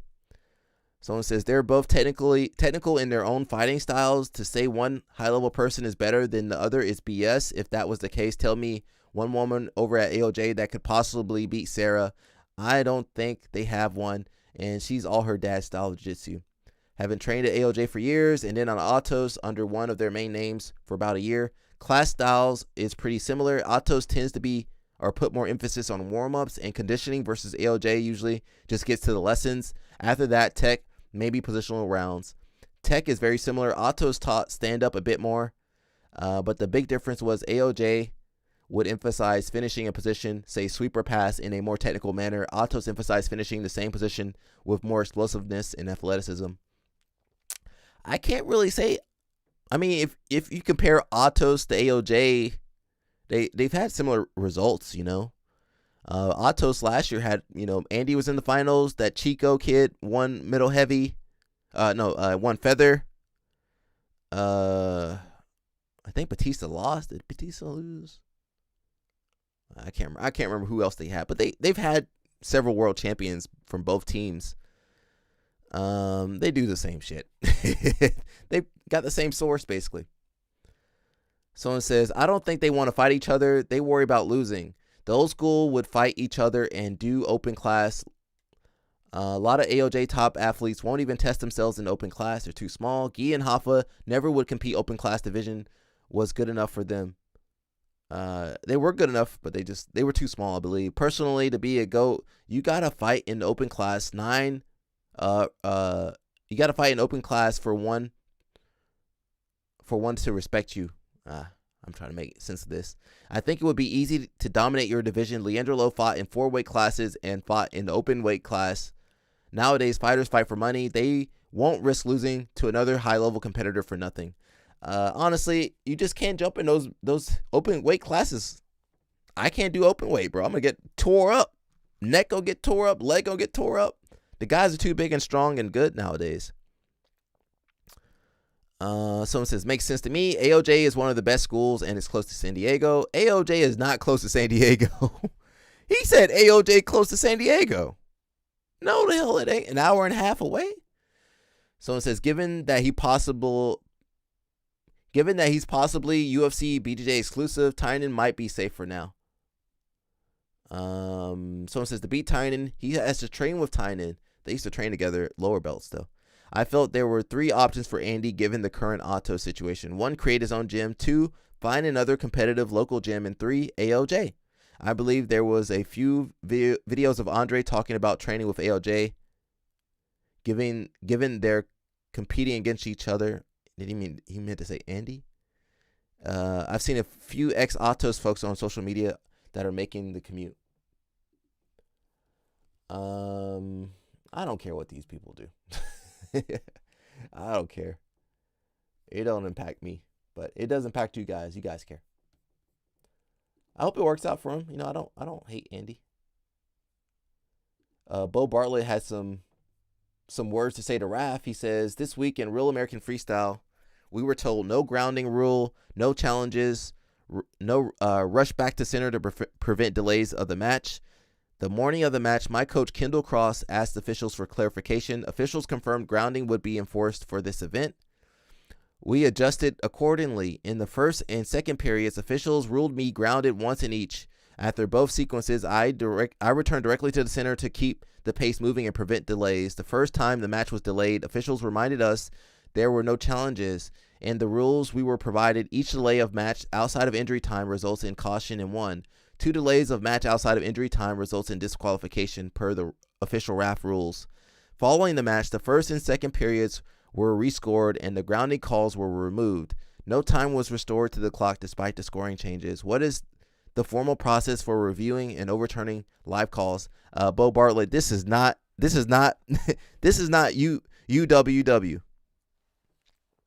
This is not United World Wrestling. This is not USA Wrestling. This is entertainment. This is Real American Freestyle, RAF. They don't care about you, complaining about being grounded or not grounded. They don't care. This is entertainment. You can go out there and fight. There's no repercussions for you. You can go out there and punch somebody if you want to. So, I mean, I know you don't want to lose, but you join these organizations. It's like complaining about the rules at ADCC. Why complain? You know the rules aren't the best. Why are you going to sit there and complain? It don't make sense to complain. Mo can change the rules overnight. Why complain? They change the rules as soon as you complain about them. Someone said, so did the whole Atos incident just blow over? I came across Angelica's IG post and saw her still coaching. No sign of Andre, but any updates on this whole issue? You guys got short memory, so they just wait for you to forget, and then they can do whatever they want, really. Someone says the competition team pretty much has been gutted. Top guys started their own schools, others joined AOJ, and some went to smaller schools.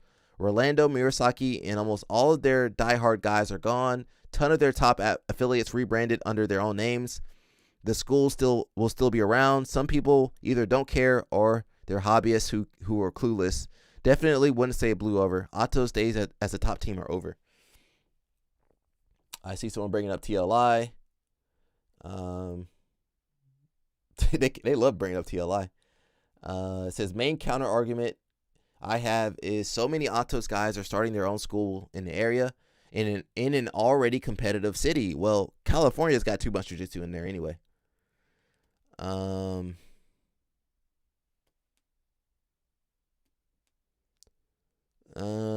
Seems like a lot of their color belts and some of their girl competitors are still there. Well, brainwashed. They brainwashed over there, allegedly. They do got some of their girl crew. I don't know what to say about that. Someone says, I feel the same way. Sarah really disappointed me with her complete lack of response. Well, Sarah don't care. Why Sarah care? She rich. She famous. She's winning. Why does she don't care? She's not going to change her lifestyle for nobody. Not for some other girl. Not saying the other girl, isn't important. I'm saying from Sarah's point of view, she don't really care. Someone says, I feel the same way. She was one of the ones that was supposedly telling Alexa to shut her mouth. Hey, Alexa, don't bite the hand that feeds you. That's something I expect my Brazilians to say. That's something I can definitely hear Brazilians say. Don't bite the hand that feeds you. She was definitely culpable of something. Where did you hear that Sarah was telling Alexa not to say anything? Well, her whole family told her not to say anything. Ask anyone that just left Atos. They will say the same. Sarah confronted Alexa before this blew up. When she was threatened by Sarah, it's when she spilled everything on social media. It can be Sarah trying to protect her dad, or it can be she didn't believe her and wanted her not to spread false information. Who knows, but it happened. Somebody said it's her dad. That is true. It's her dad. She's going to protect her daddy. Someone says, I get that it's complicated, but she's still helping her dad profit by keeping classes running and retaining students. Well, she's supporting her family. Someone says, does anyone know where Rolando's new spot will be? Atos HQ has removed Andre and Angelica Gabal from all administrative, operational, and coaching duties. Well, it wasn't true. If Angelica's at the tournament coaching, well, they lied then. Meanwhile, Angelica posting about going to Atos to train, coaching, and Andre liking and commenting on every post from the corner of his Instagram, Pennywise style. Basically a semi-retirement for him. As a founder of the company, I'm sure he is still raking in cash from the gym without having to actually coach or do anything. I imagine at some point he will reemerge as a coach. It is hard to imagine a world where he never steps foot on the mats again. He'll survive like a cockroach, as you say in what was that movie? Not The Godfather.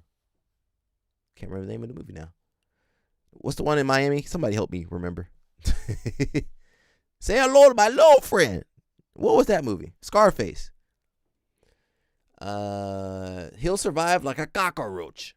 The guys living to start their own gyms will start talking about each other while he hides. Then when all the up-and-comers get tired of being drawn into gym politics, he'll just go back to Atos. Scarface. Yeah, I had to do a couple lines on there. No, Andre. I had to do a couple lines from the movie. Say hello, my little friend. He was Cuban too. He was Cuban too. He'll be back. See why you got to bring up Lloyd Irvin. How about we just talk about Andre? Lloyd was found innocent in whatever he did, and the kids that got in trouble. Coaching Brazilian natty champs on their path to world champs. He should just go back to Brazil. Go back to Brazil. You can do whatever you want in Brazil. Go back to Brazil. He can go to Brazil and chill. Go back to Brazil and chill. What do they drink? Drink a caipirinha. You can drink a caipirinha. He can eat some acai, drink caipirinha back home. Someone says, what is supposed to happen now? Is a criminal investigation, if anything? I believe there is some type of investigation. People lose interest in the amount of time the criminal investigation takes. If it's not criminal, it'll be civil, which is what Checkmat was going through. I'm reading some of this stuff. I'm not going to repeat it.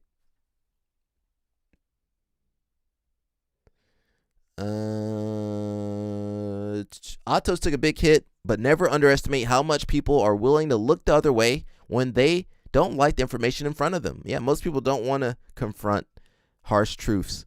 I mean, what's the next steps are you looking for? Unless the police have been involved, the only thing to be waiting on is, of course, someone bought from Etsy to make their noses fall off or what the heck?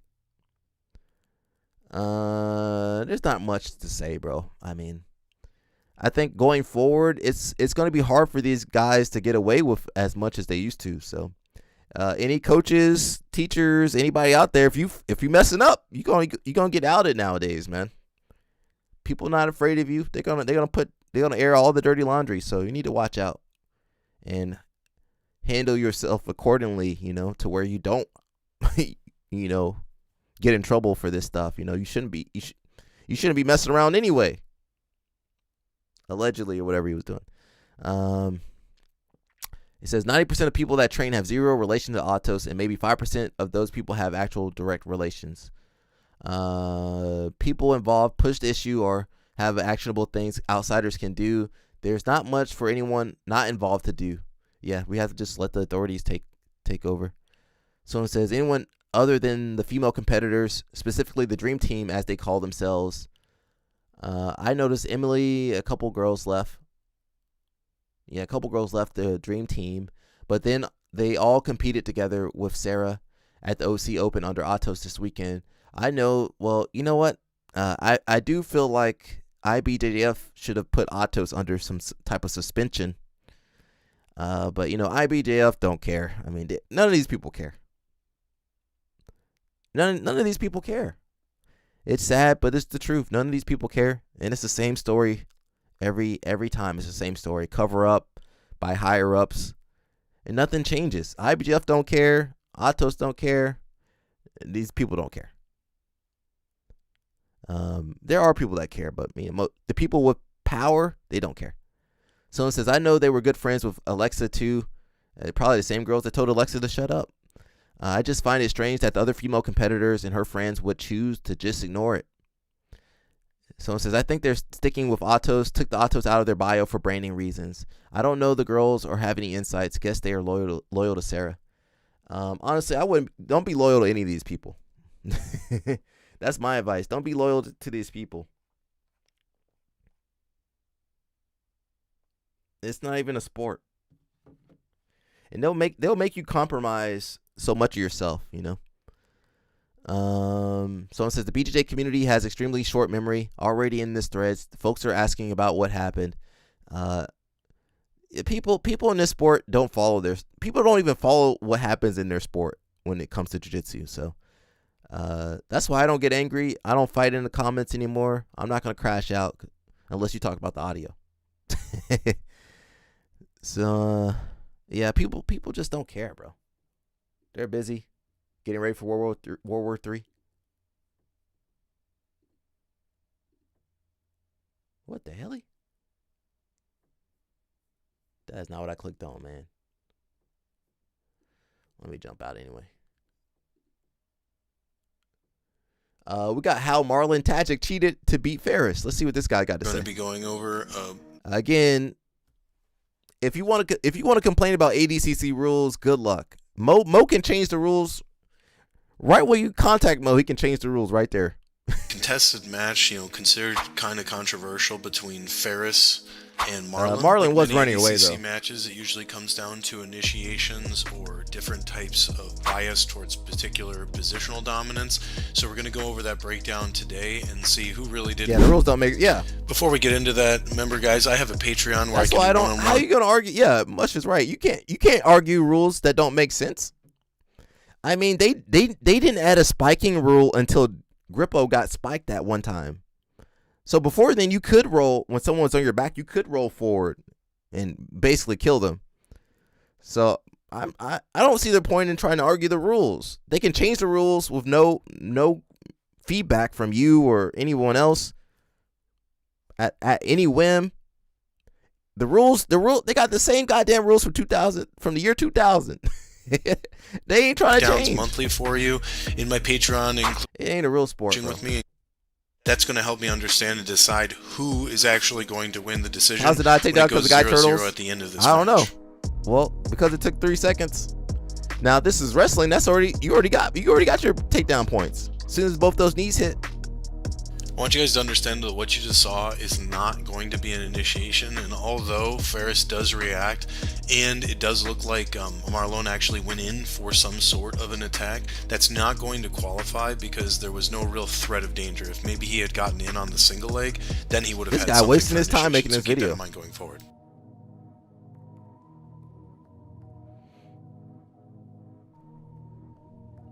Yeah, this guy wasted his time.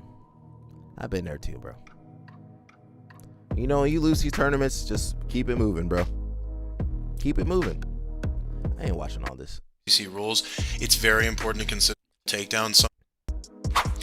He merely just has to hold him here for 3 seconds, and this would count as an actual takedown. Sometimes in my experience of actually competing in ADCC rules, it's very important to consider that if you would have scored during the non-points Go to next video, they heavily take that in consideration when it comes to decisions later. If you get a takedown, that automatically will count as an initiation. But at the point of which that he just picked up the single leg and Ferris was forced to react to it, will alone count as an initiation because he kept going with it and he did get the... That's 25 minutes. Oh, yeah, you're right. Yeah, just go to the next one. It's true. Technically, none of these are takedowns. It was scoreless. You could maybe argue this part is a little bit subjective, but I would argue that there was a static moment there where they're in this neutral position of over-under subjective. Well, it's out of bounds. Static. You can't score a takedown out of bounds. Well, you shouldn't be able to. Daddy Chopper, you all right, bro? Neutral position of... He said Marlon had 3 takedowns. This is in the final, so there's no points in the... Oh, but do the takedowns count in the decision, though? I don't know.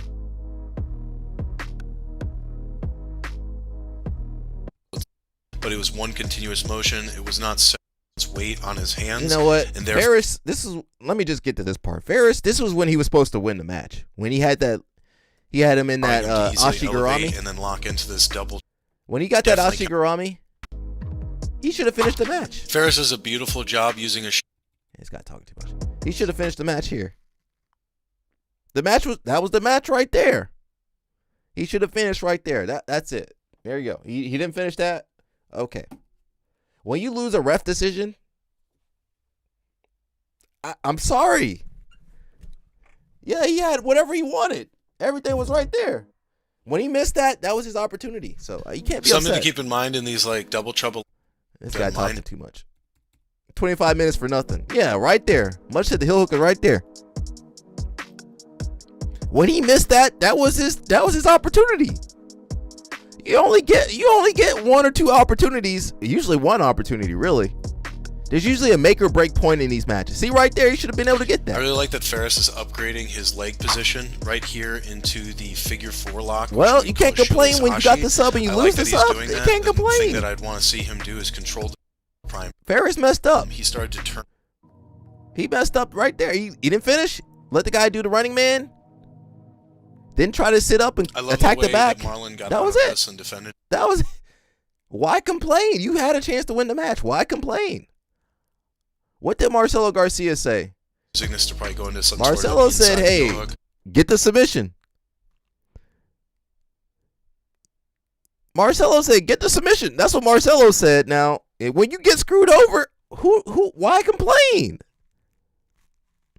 Okay, I'm not talking about you, Dan Chopper. I'm talking about this guy making a 25-minute video.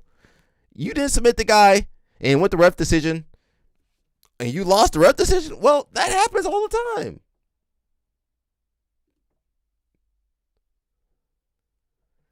Let's listen to Uncle Chael real fast. Okay. And if you're watching without a little... In action 5 seconds. I'm attempting to illustrate for you, not the actual time, but it felt like it was right away. It felt like the match. No, somebody else was. I don't know who that person was. Well, he lost because he made a 25-minute video. I answered the question in 5 seconds. He lost.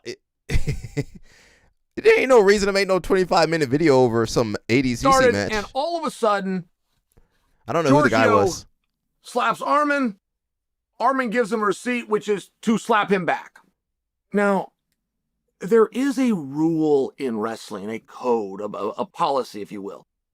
It's largely used in the training room, but if a guy does something to you, you do it back to him as hard or harder, and you do it immediately.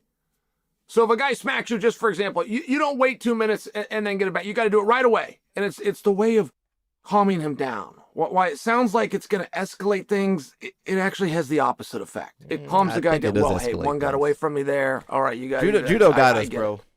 Judo better. And it works about every time. So it kind of looked to me as though it was one of these situations, but the referee got involved. And at this point, Georgio is telling the referee, hey, that's illegal. Disqualify him. He just hit me. This is not a fight. He hit me. I'm not going to wrestle him. You are going to disqualify him, and I win. There's a time and a place for that. Giorgio sounds like a little bitch. But I'll just tell you, in this, it's... Giorgio sounds like a little bitch. An open hand slap is confusing in wrestling at times. Why? Well, you're allowed to do that. You're allowed to make contact. I've seen guys, there's a technique called a collar tie, and a guy will make it very hard. He'll get away with it if he maintains contact. So if he reaches for the neck really hard, but he maintains contact with the neck, he gets away with it. If he hits at the neck but doesn't maintain the contact, it gets viewed as a slap. Like it's an interesting thing. It's up to the referee. And the referee said, no, I'm giving him a warning, which is within my discretion to do. We're going to keep wrestling. And Giorgio's saying, no, we're not. You're going to disqualify him for cheating. And the referee says no. All right, so they restart the match. It's entertainment, It's bro. not that This long ain't real after wrestling, bro. the slaps start going again. This ain't and real they're wrestling. basically following the rule. One guy slaps him. Okay, I've got to do back equally or harder what he just did to me, and I've got to do it right now. And this time the referee gets involved. He does call a caution. He gives 1 point. Match starts going again. Referee's got to break it again, but he's got to go caution and one the other way.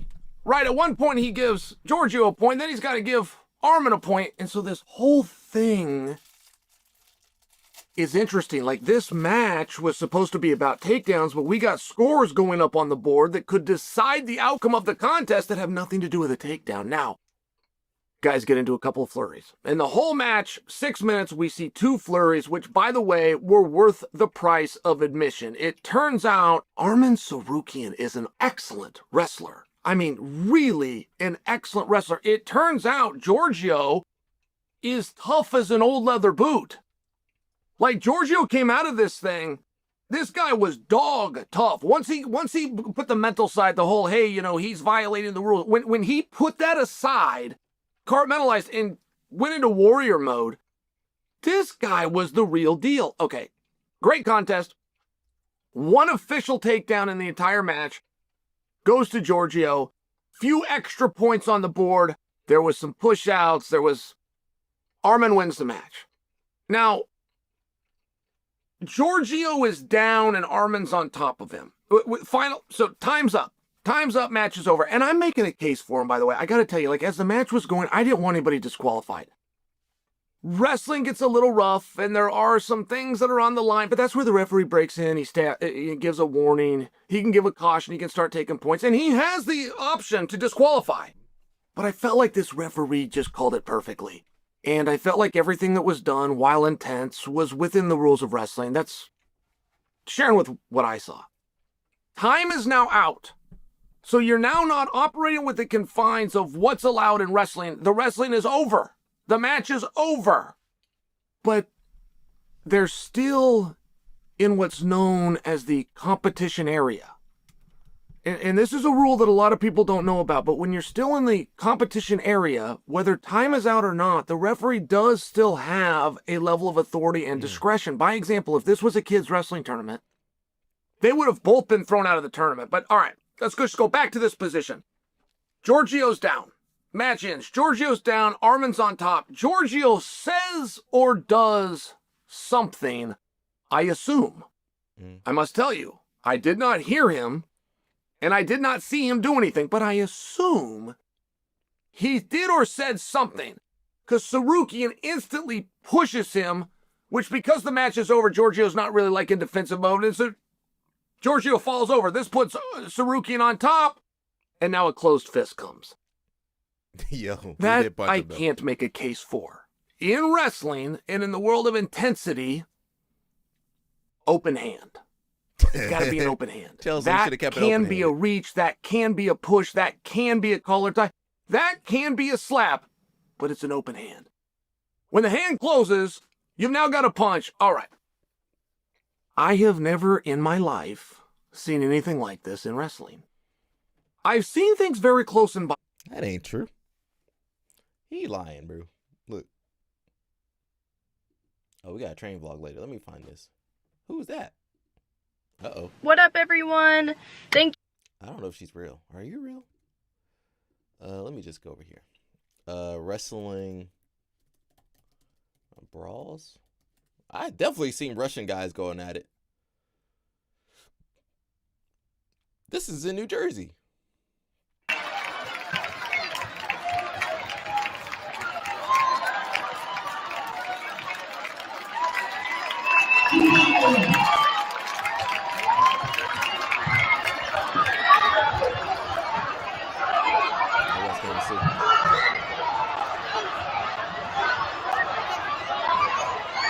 Somebody got knocked out. Yeah, we done seen wrestling brawls.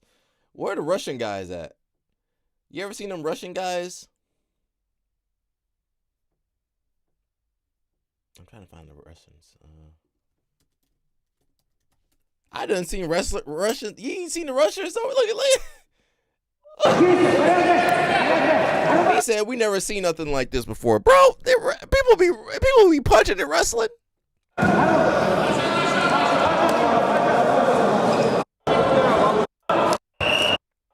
Here we go. Look. He said he ain't never seen nothing. Chill, Sonny. Do you not watch wrestling? Look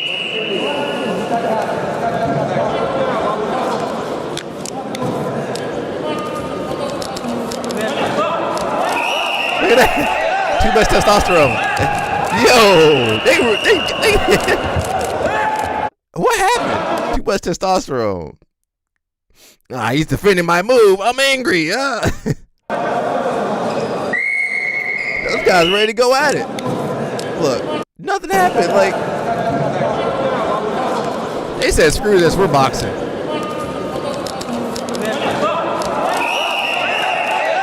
Yo, they were ready, bro. They were loading those punches up, too.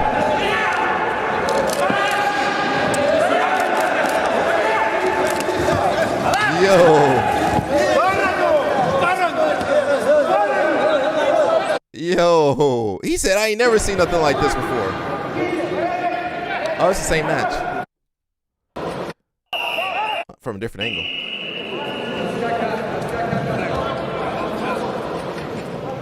You know who don't get in brawls? Judokas. Bro, they were ready to knock each other out.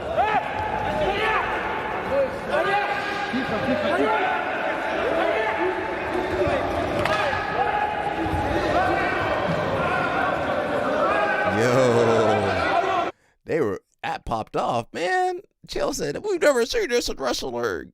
Man, shut up.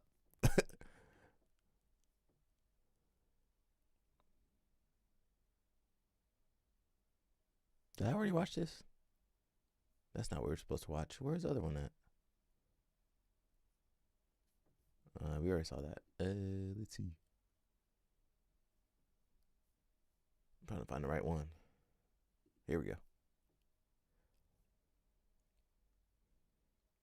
They're trying to make me watch commercials, but can't make me watch commercials over here. A massive side quest. He took on Georgio Poullas. He's pushing, he's clubbing. Right there, he pushed his eyes. That's what's pissing Armin off, and it would piss me off too. If I was a ref, I'm like, dude, stop hitting his eyes, stop clubbing, wrestle. Look at this right here. I wish I could zoom in on that. He's probably grabbing his fingers and twisting it. That might be wrestling. I'm not sure. Armin's pissed. Oh, here comes Dad. What's going on, boys? Welcome back to the channel. We have another breakdown for you. The man, Does the Mighty myth, Mouse the legend, live stream? Armin Sarukian is on a massive side quest. He took on Georgio Poullas. Damn, he get views, Real though. American Freestyle, number 6. Now, this fight. One day we'll get some views. Right there, he pushed his eyes.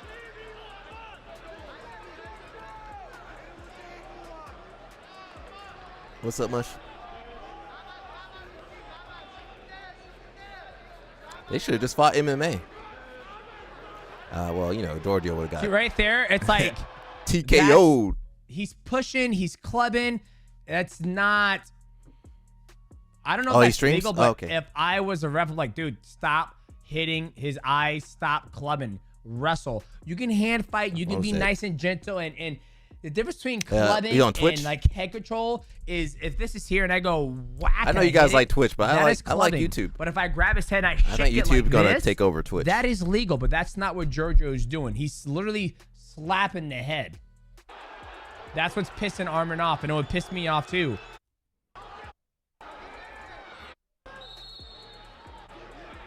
There we go again. Okay, that was another club. I was on YouTube during big fights. He just does watch parties. I'm not the biggest fan of watch parties, man. I like it, but you know, Another club. because you don't have the footage, it kind of holds you back a lot, I think. If I get that Judo TV, I'm trying Now, to get look Judo what he's doing with TV. his fingers. Look at this. I'm trying to get that Look at Judo this TV, but shit. Where's my epic pin out? They're grabbing each other's fingers, and he's trying to like. This is why Armin's pissed, because look at all these cheap shit that like these guys are doing to each other. And Armin doesn't play that shit. Look at this right here. I wish I could zoom in on that. He's probably grabbing his fingers and twisting it. I bet you That Mighty might make be more money wrestling. I'm streaming not than he sure. did I have no fighting. idea. But if somebody was doing that to me too, I would love to knee him in the liver and try to sweep him all. I'm gonna zoom through. We've already seen all this crap, bro. It's for entertainment, man. This ain't a real wrestling match. Look at the fingers here. This is why we have the best channel on YouTube, ladies and They gentlemen. don't pay. Let's back it up real quick. Well, they never gave him, you know, they never Let's treated back him it up. right anyway. Look at Armin's face. He never got the pay-per-view points. As this man right here, pay attention to the hand fighting right The here. mercy grip. I don't know if this is legal, It's frowned upon. right? It's In not freestyle illegal. wrestling, but it can't be. I don't.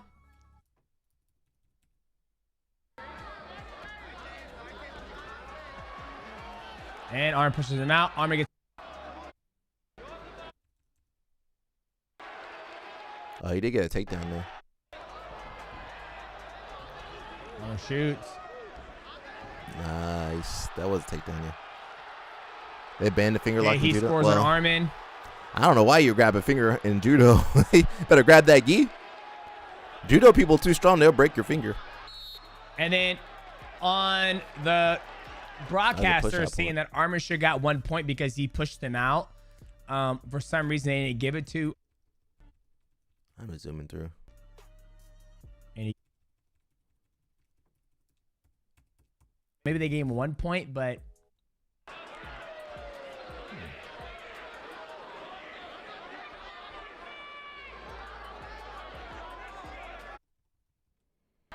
It's entertainment, man. I don't know why Armin's people pissed. fighting over this. Blah. No, that was a nice punch, though.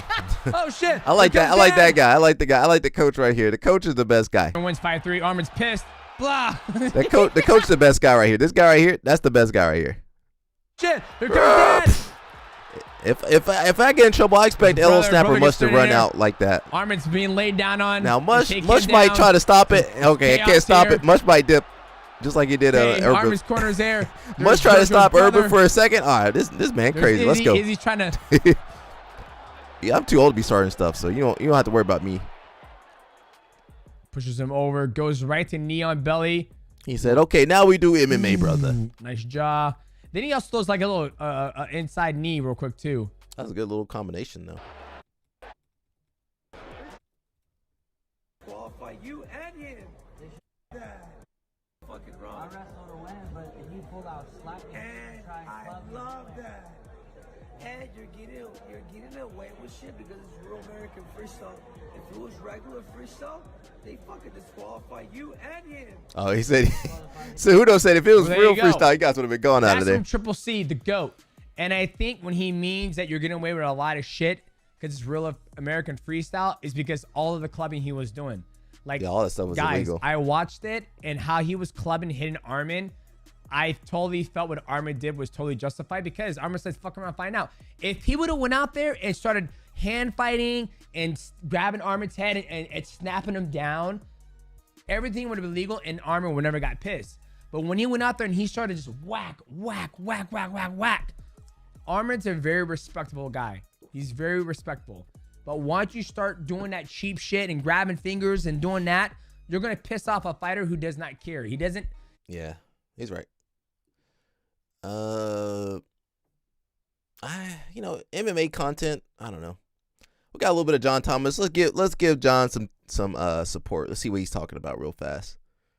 Finding ways to attack an incredibly strong and technical opponent can be insanely difficult. Sometimes you find a technique or a system that's working really well for you, but eventually your opponents adapt and learn to defend those as well. This is why it's so important to understand your goals at a more principled level, because then you learn why and when to apply the techniques and systems you know with a more deep understanding of the context. That's why I focus so much on finding these big principles. This new one I've been focusing on has absolutely changed how I understand attacking from the guard. It's so simple because it's literally one of the first things you ever hear when you start training jiu-jitsu, which is attacking or breaking posture. Now, of course, most of you have heard this many times already, but I think the real secret in this idea is that it's so loosely defined. What does it truly mean to attack posture? And exactly how can we do that if our opponent is standing, breaking grips, jumping around, and framing out of all the grips we try to make on them? So this video, I'm going to start with a principle breakdown that's going to fundamentally change how you understand posture. Then I'm going to build off that fundamental understanding and show how we can transfer this into every guard you play and unlock completely unorthodox and powerful attacks and positions you've never even considered before. The number one job of our opponent defensively is to maintain a good extension of their spine. I've obviously talked about this a lot on the channel. Yo, John could do his little sponsor video.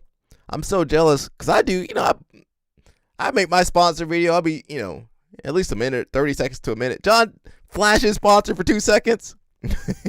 2 seconds in the video. I'm a little jealous. He says, low key, might take a DQ loss to a slam before stalling with a dude ever again. I got to do ADCC rules. Don't do that, bro. Calm down, Dane Chopper.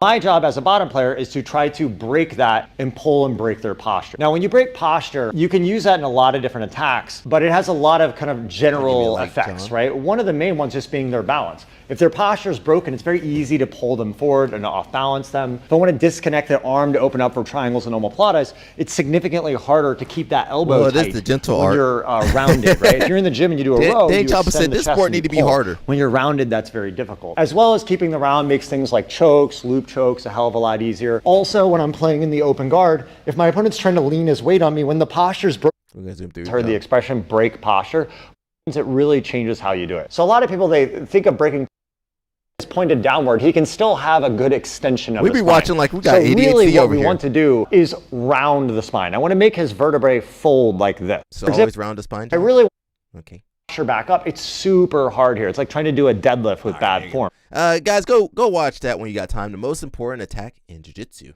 by John Thomas. You know, that's my homie from back in the day, bro. Yeah, I'm tired of ADCC. I'm tired of ADCC. I don't want to see I want to see David Carr. He got some. Oh, you know what? Let's look at this. Oh, sorry, Higashi. We'll come back to you. We're gonna look at this. we got a little bit of snow. She said, fish and bloom. Is this real? I don't know. She's some jiu-jitsu girl. Let's see what she's doing. Guys, for 500 subscribers, that's actually like pretty good for me. What kind of car is that? Yeah. Thanks, everyone. Then, second of all, She might be much I'm as going type. to Maine. This is my last video before leaving for Maine, so I won't be might able be to much make as any type. videos, but I did film a video in it. But Sorry, we're just seeing what you're doing. Okay. Oh, so I will. she got the full see makeup you guys on when I get before there. jiu-jitsu class? Hey guys, so we got the Why are you wearing full makeup to jiu-jitsu class? No bunny alert. Yeah. rash guard. I forgot my shorts. Oh, Jesus. And then, yeah. Let me put my shorts on real quick. Watch out for Andre. Hey guys, I'm gonna try.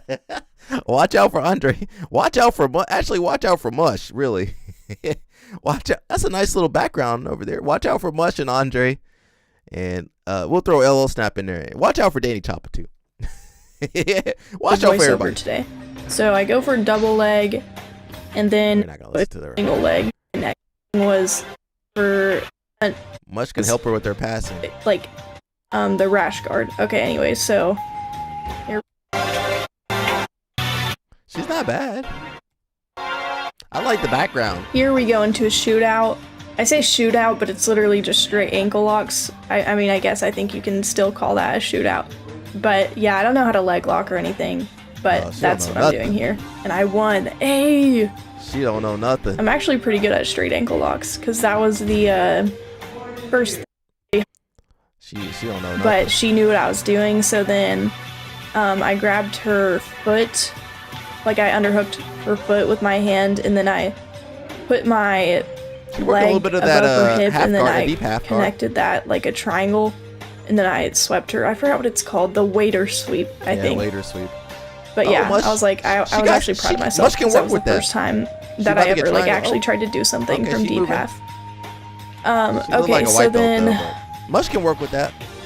Yeah, I don't know what I'm trying to do. Oh no, Mush, okay, no! So Mush, your girl get choked out, Mush! Getting choked. Mush, your girl get choked out. Okay, she's getting out. And then I escape. Mush, your girl's getting choked out on the screen.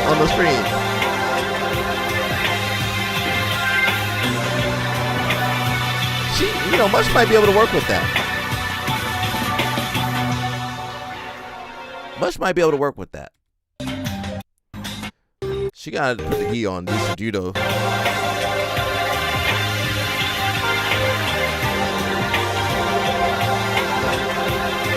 Okay, nice chair sit. All right, we're just zooming through. Triangle or an arm bar, but I've never submitted her with. This girl got 1 million views. An arm bar from close guard. Don Thomas got to struggle for 10,000 views. This girl get 10,000 views easy. But shout out to her. I can't hate the game.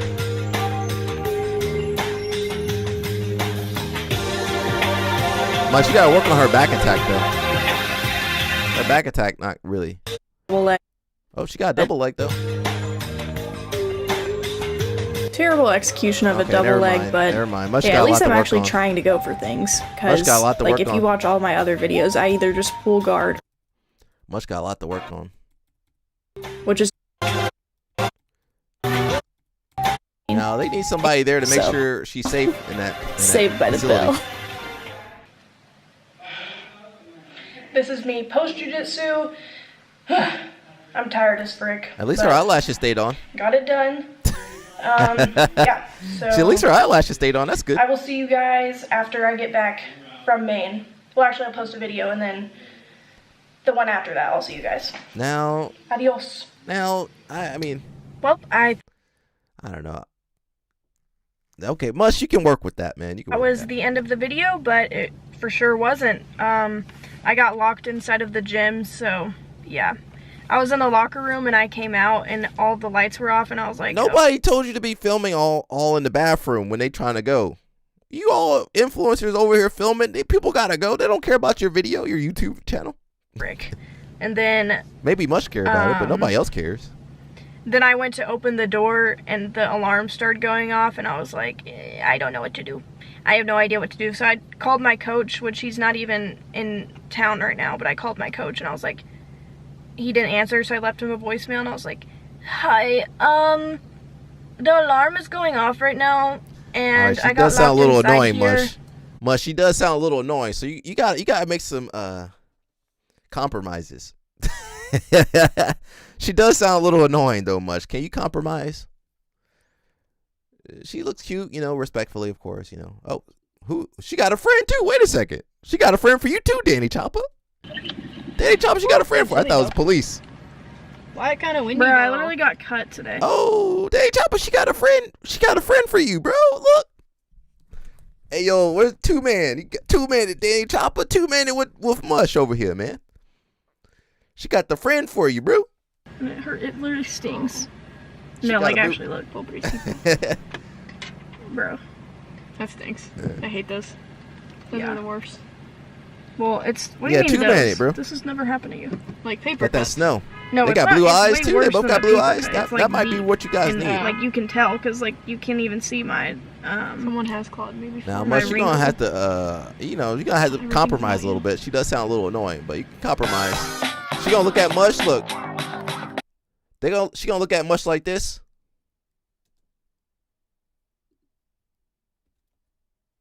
And like She you gonna can look at tell, Mush 'cause, like like, this, You look. can't even see my. Someone has clawed me before. My wrinkle. Everything's about you. She gonna give Mush these eyes. Mush gonna fall in love. Mush in love. You guys get it? Mush in love. She gonna look at Mush like that. She gonna look at Mush like that. Hey, Sarah, we gotta put some sisters on here too. Sorry, Sarah. This is for Mush. This is not for me.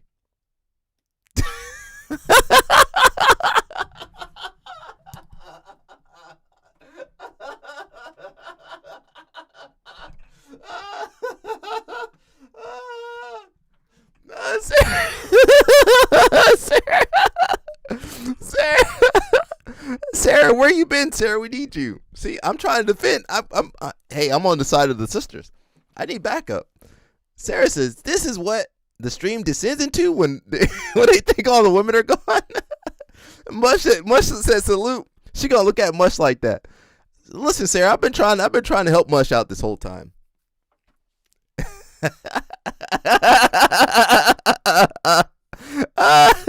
Danny Chopper defending himself. I'm putting the blame on Mush. I be trying to promote the sisters over here. I'm bonnet gang. Now Sarah said she ain't wearing no bonnet, but we need more bonnets out here. We listen to the snow bunnies.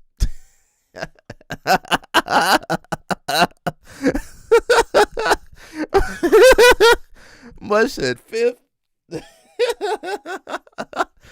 Bonnet gang. We bonnet gang over here, Sarah. What you talking about, Sarah? Bonnet gang over here. We're gonna get some bonnets for the Alec News Network. We got another homie. He got homie over here got himself a white girl too. Any advice I'm for trying, Sarah. I'm trying. He said he wanted him a bonnet shawty. Now, why his wife look like a librarian though? That girl 24 years old. Why she look like that? Shout out to my man David Cart. Now, wrestlers? He about to make a Starachi in a little bit. He about to make an Aaron Brooks or a Starachi or an RBY. I don't think that girl's coordinated. He's in Iowa. Not much he can do. Yeah, that's true. Yeah, they ain't got nothing in Iowa. God, dog, she looks strict. Don't she look strict? He look like a troublemaker. She looks strict. We're not even gonna. Oh wait, let me listen to this question though. Going to MMA after Olympics? MMA after 2028 Olympics. About wrestling, how do I not get nervous during tournaments for the whole day? When and how did you guys meet? What's up, guys? It's me and Danae, and we're going to be answering questions that you guys asked on Instagram. And there's a lot of questions, so we just try the ones that got repeated over and over again, we try to make sure we put those in. And yeah, anything you want to say?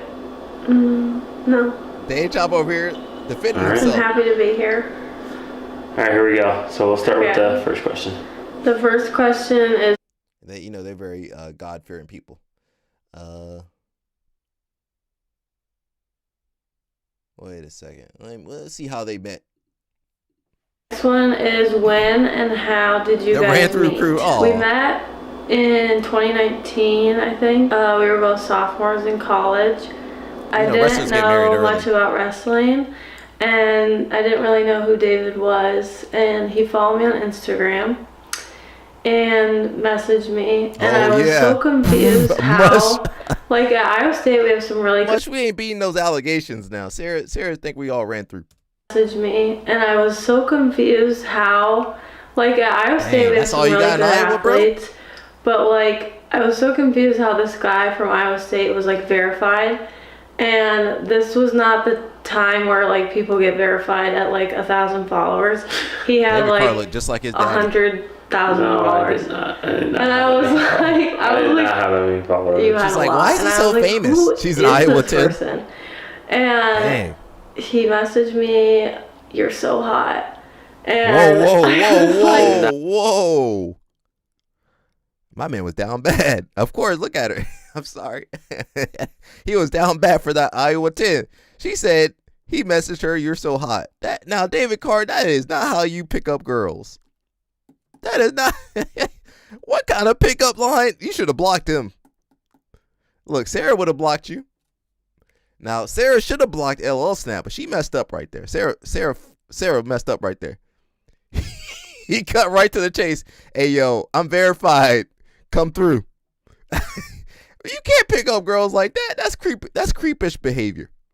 I was like, oh my gosh. And so now I don't remember what you My man was down bad. No, you already said what he did. Or can I get your snap or something like that? I think you had like a story. I think I just put like hearts underneath your story, and then you replied with like a smiley face or something, and then I was like, "Can I have your Snapchat?" And then you gave me my Snap, and then you gave me your Snapchat, and then from there we like hung out once. We ain't getting past the allegations much. And yeah, I like cooked her a meal, Dang, he was and that was pretty much it. She kind of ghosted me after that. Oh, and then wait a second. We met up. This librarian ghosted you, and you went back? Nah, heck no. If that girl ghosts me, that's it. I ain't cooking for her. He probably put too much seasoning. he cooked and he put too much seasoning, and she's like, you know what, this isn't gonna work. But man, that girl ghosts you. You David Carr, your dad's an Olympian. This girl ghosts you? Nah, man, you can't be that down bad. She ghosted because he put too much seasoning? Yeah, maybe. Man, a real man will be down bad, but without the weird stuff. Yeah, just move on to the next shawty. Yeah, man, if a girl ghosts you, that's it. I'm good. I'm good, shawty. I'm good. What? I don't want you no more. Like when I was a senior. Yeah, I saw you at the mall. I was like, hey, what's up? How you been? And I think this was like your senior year. Yeah, this is my senior year. Yeah. And then I was like eating by myself, and they were eating like at the food court in the mall. And then she was like, "You want to eat with us?" And then I came over and ate with. Nah, I would ignore it. I'm gone. Like, hey, what's up? I'm good. I'm good. Man, you can't. Man, you gotta move a certain way, bro. I know you down bad. You in Iowa, bro. I know it's rough out there. You know. Look, that's the Iowa 10 right there. I know it's rough out there. Parents and I. Yeah, she was with her parents. So then, yeah, we talked and kind of caught up there. Here's what happened. She saw him. Oh, he's famous. He's good. Let me introduce you to I know this famous kid, this famous black guy.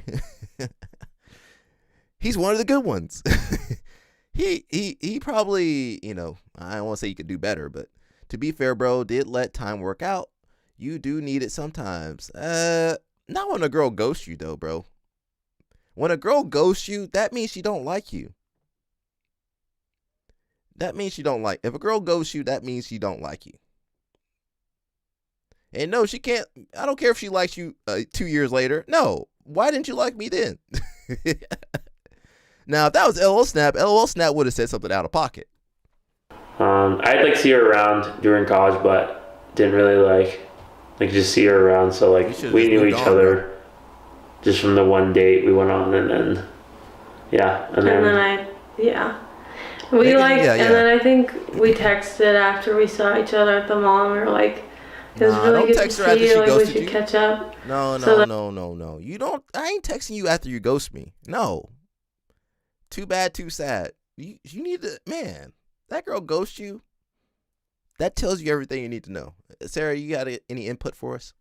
I'd get coffee every once in a while, and we would talk for 3 hours. Ain't trying to talk. We ain't trying to talk over here. They play. Well, she can go play them games by herself. I ain't trying to talk. Yeah. What kind of college athlete trying to talk? No. Where's LL Snap at? He got some stories for you. Maybe he can't tell the stories though. You think LL Snap was talking to girls in college? That man, he couldn't speak. My man's speaking only Spanish. And just like as time went on, I feel like we started to realize like there was probably more than a friendship there. And one big thing to note that we've said a lot in the past, she have trauma? Who had like trauma? we started to realize like there was probably more than a friendship there.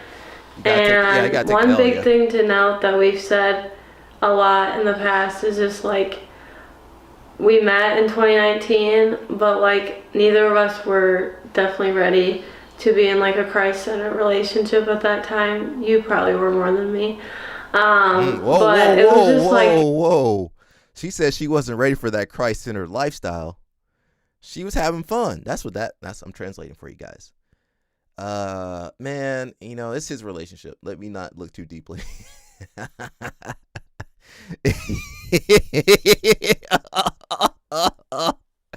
Mush, did you hear what she said, Mush? Let me rewind that for you guys. I'm listening. You guys gotta listen. Some of you guys out there, not you guys, but the guys watching, you guys don't listen. You hear what you want to hear. I'm hearing what she's saying. She told you I wasn't ready for that Christ-centered lifestyle. What that mean? What do you think that mean out there, everybody? She was having fun. She wasn't ready to settle down. She got the senior year. Okay, let me settle down with this guy. He got a future. Much right. Like neither of us were definitely ready to be in like a Christ-centered relationship at that time. Okay, you probably were more than me. But it was just like God. She reminiscing about her LL Snap days. Did you see? Look how she looked to the side. She looked over here. I'm gonna zoom in so you guys can see. She was reminiscing about Hot Girl Summer. Look at her eyes when her eyes look to the side there. And you know, Iowa, that ain't real streets out in Iowa though. But look, she looked to the side. She reminiscing about LL Snap. Neither of us were definitely ready. Here we go. To be in like a Christ-centered relationship at that time. You probably were more than me. Here we go. She looked to the side. Sarah said she for the streets. Well, you know, she probably not that bad. You know, she probably is a good girl. He says these shawties do what they want to do. I mean, we not much better out here. The key is be cool with her friends and get the intel, yeah. But it was just like God working to like keep us separate for a while and then bring us. Nah. If God keep you separate, that means stay separate. If God keep you separate, actually, to be honest, God tried to put you together. Let's be honest here. God tried to put her together. She didn't want it. She fought it. I'm not ready for this. You know, I'm having fun. And then they got back together. God wanted them together. God put them together 2019. She didn't want to be together.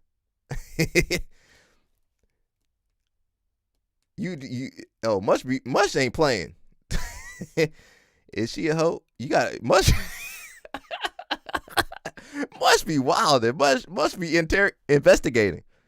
Now, you know, we got Sarah. I'm going to send Sarah to investigate. Any girls I'm dating, I'm going to send Sarah to investigate. Sarah, do the background check, Sarah.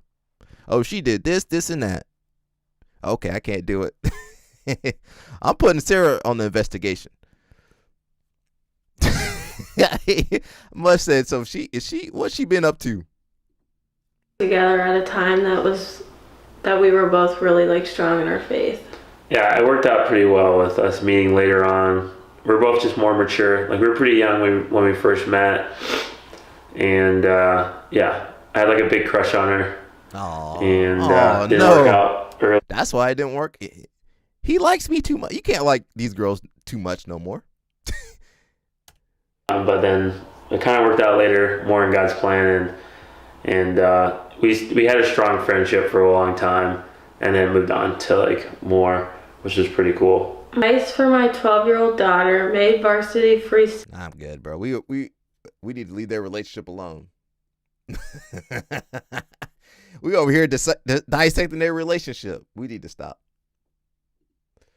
Let's listen to some judo, because we do cover judo. Who else is covering judo, Mush? I know Mighty Mouse ain't covering no judo.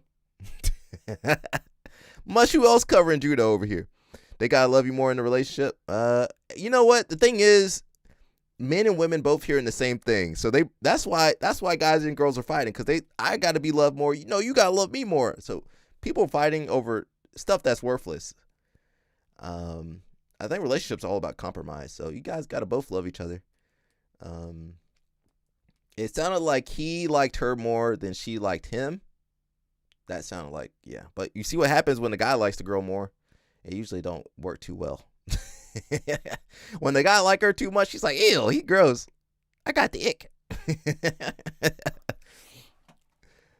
So I don't know, man. It's different, man. A lot of compromise. That's what I'm seeing. You got to compromise a lot. So, let's listen to Higashi over here. He says, training when you don't want to. Judo TV, your premier destination. David, you got some tools in the bag for that? It's sheer willpower. Just overpowering willpower. Ain't gonna work. That gets willpower ain't gonna get you out of that. But rut. no, I mean, I definitely have some thoughts on that. But people are here to hear you. So why don't you go first? What do you tell people when they're struggling with getting to training? I think all these influencers, they're pushing hard work and such. I think they have there's like these couple of things that everyone sort of repeats, and we can knock that out first. So simple, like getting rid of the friction. Having your gym bag and your shoes and your backpack in your car. So it's like, all right, you don't want to go, but all you gotta do is get in your car and drive to the gym, and you're good to go. Things like this, not like running around collecting your towel or finding your gi, whatever it is. It's already in the car. Yes. For the people who want to go for a run in the morning, I'm going to run this, marathon, whatever it is. I don't really want to train, but you already sleeping in your workout clothes, and all you got to do is wake up, put your socks and shoes out the door. Reducing that friction, I think, is like the easiest one that everyone talks about. Friction, okay. Yeah. I mean, for me, it's kind of related. It's what products Higashi got? Rely on your routine, right? Yeah. So you don't have to rely on your willpower, right? Yeah. Like you just make it part of your routine, and it's almost autopilot. I mean, part of this is also taking a little of the pressure off yourself. It's like, look, particularly, myself, I'm a recreational player, so I'm not trying to make an Olympic team. I'm not trying to, win worlds. I'm not trying to do these things. I'm just trying to stay in shape, choke out my friends. Like these are the things, get some bragging rights, right? But, you can't go in expecting that you're going to kill it every training session. No. The expectation has to be like, hey, I'm here. Hey, if I don't have a good training session, I had the worst training session of my life, shortly before I got injured. It was the worst. I got submitted by every belt. Damn. Every belt, including white belt. Oh no! Oh boy! So I got called out by a couple bigger boys, higher belts, and then I'm like, you know what? I need to take a break, and so I went with this skinny white belt. Oh dang! And he armbarred me. Oh damn! So it's like, no! My god! So, and those are tough days, but at the grand scheme of things, it doesn't matter. Gosh, you got a lot of products. And so I just have really when it gets hard is when especially for professionals, if your schedule changes and you don't know when you're going to be able to make it to the gym. Mm-hmm. That's true. And I think that's when everything starts falling apart, because now you have to make decisions. You do have to rely on your willpower. You're not exactly sure when you can go. And that's when everything goes to crap. Yeah, sometimes it's tough. Some kids have a lot of time. Some professionals don't have a lot of time. Relying on routine's a nice one. You know what I do sometimes? It's like when I'm like, oh, I know I can make it to class today. Like the 10 a.m. class or something like that. And then I text you. I'm like, Dave, you going? And you're like, no, I'm not going because my neck hurts. I'm like, I'm not going. That sounds like me. That sounds like me. You're training news. But having a couple of guys that are reliant on, it helps too, right? Having friends in the room and, having their phone number so you could text them and, hey, you going to train today? And it's like, yeah, man, I'll see you there. Hey, you want to drill with me? Hey, do you want to roll with me second or third or whatever it is? And I think that helps too, Oh, it definitely helps. Especially if you're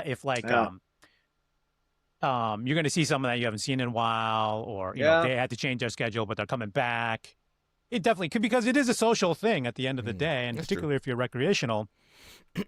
It's a social thing. Like, you're there to see your friends. Like I said, maybe have some bragging rights, But But it is, you know, you're I'm there look to for see something your while friends. we listen. And I think at the end of the day, you have to remember why you're doing it. Like, is it fun? Huge. And if it's not fun, it's always going to be a challenge, you know, to go. So you got to find the, you got to remember what is fun about doing judo or doing jiu-jitsu. Oh, it's Pat Downey. Yeah, you know, that's a good one. That's your book that you got to write. Find the Fun by Find the Fun Harvard grappler / entrepreneur David Kim. Yeah. Find the fun. Find the fun. You got to find the fun. Yeah, man. It's gotta be fun, man. If it's fun, it's easier to go. I think Accountability. If you're not having a good accountability time, friends. So we did talk about Georgio, but I didn't realize he did he get taken down by Pat Downey? Let's see.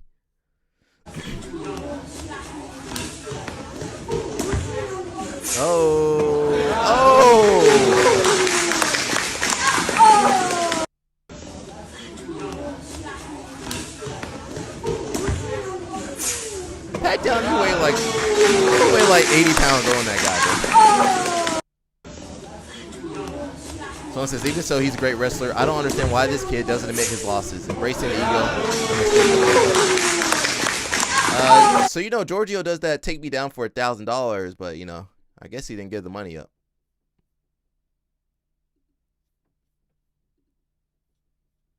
Yeah, he didn't give him the money. I guess homie ain't got the $1,000. Homie ain't got the $1,000. Yo, he said, where my money at? Where's my money? That's E-Bone. Georgio been taken down a couple times. And as far as me being taken down and not posting it, I post all my videos. People will always have something to say. You know, it's the internet. People talk. And all that is great. As long as I'm being talked about, it means I'm doing something right. And as far as me being taken down. He need to take his money from Raph and pay people off. He got to pay at least $2,000 or $3,000. I mean, Pat Downey crazy too, though.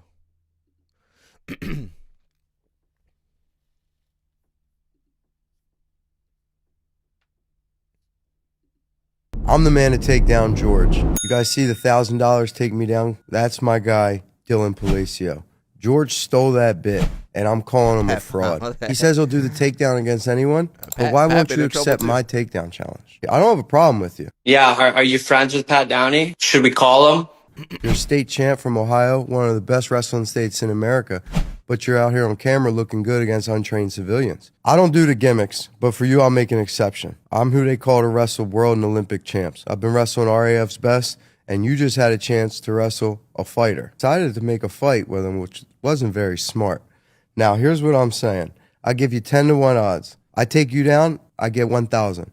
You take me down or stop me from taking you down, $10,000. Oh, damn. There it is.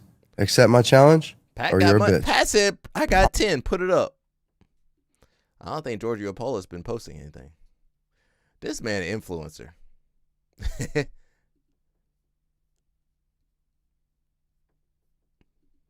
Celebrating with Pellegrino because I got to wake up tomorrow and negotiate the rematch. Tonight was an epic night. Stay tuned.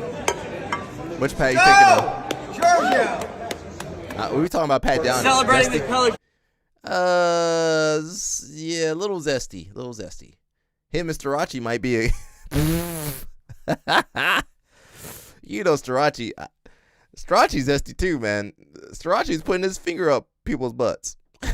If that's not zesty, I don't know what is zesty then.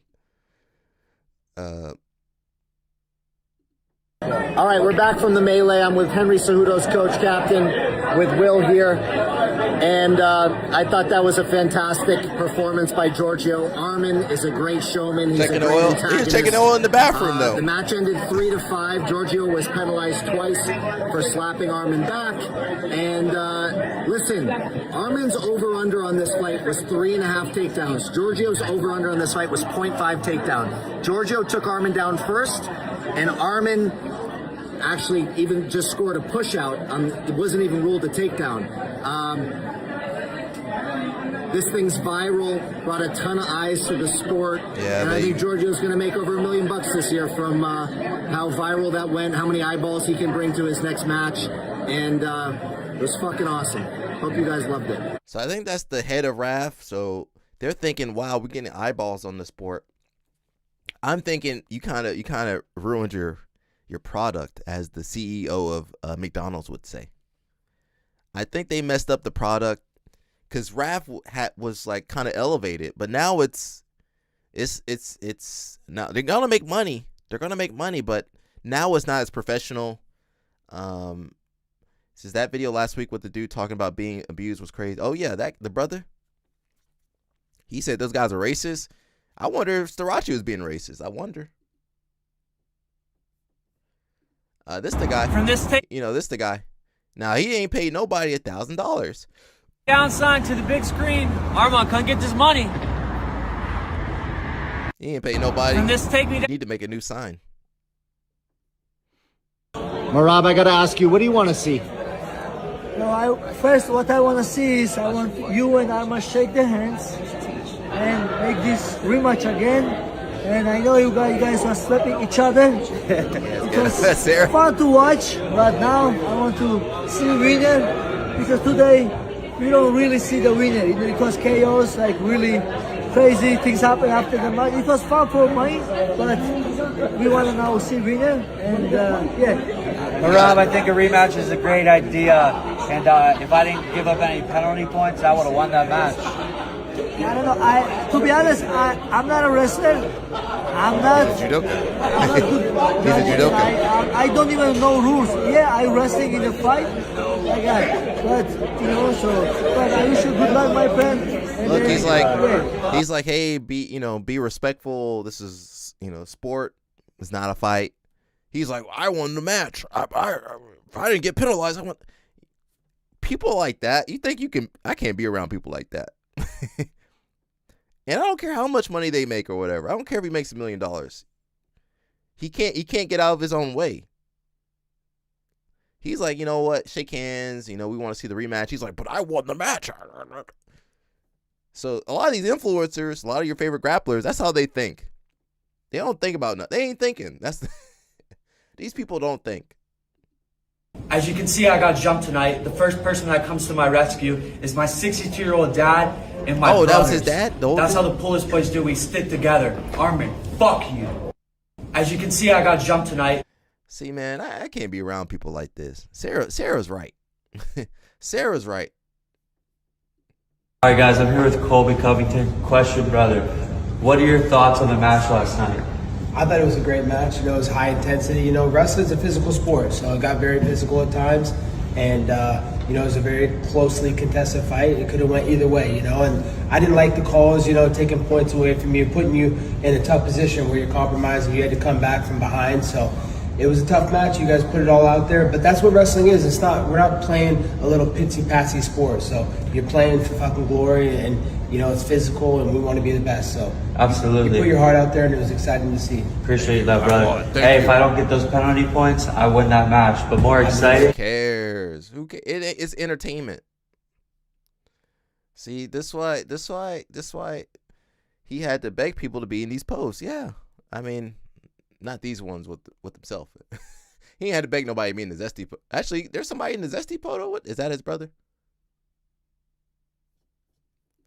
Whatever, man. Gen Z.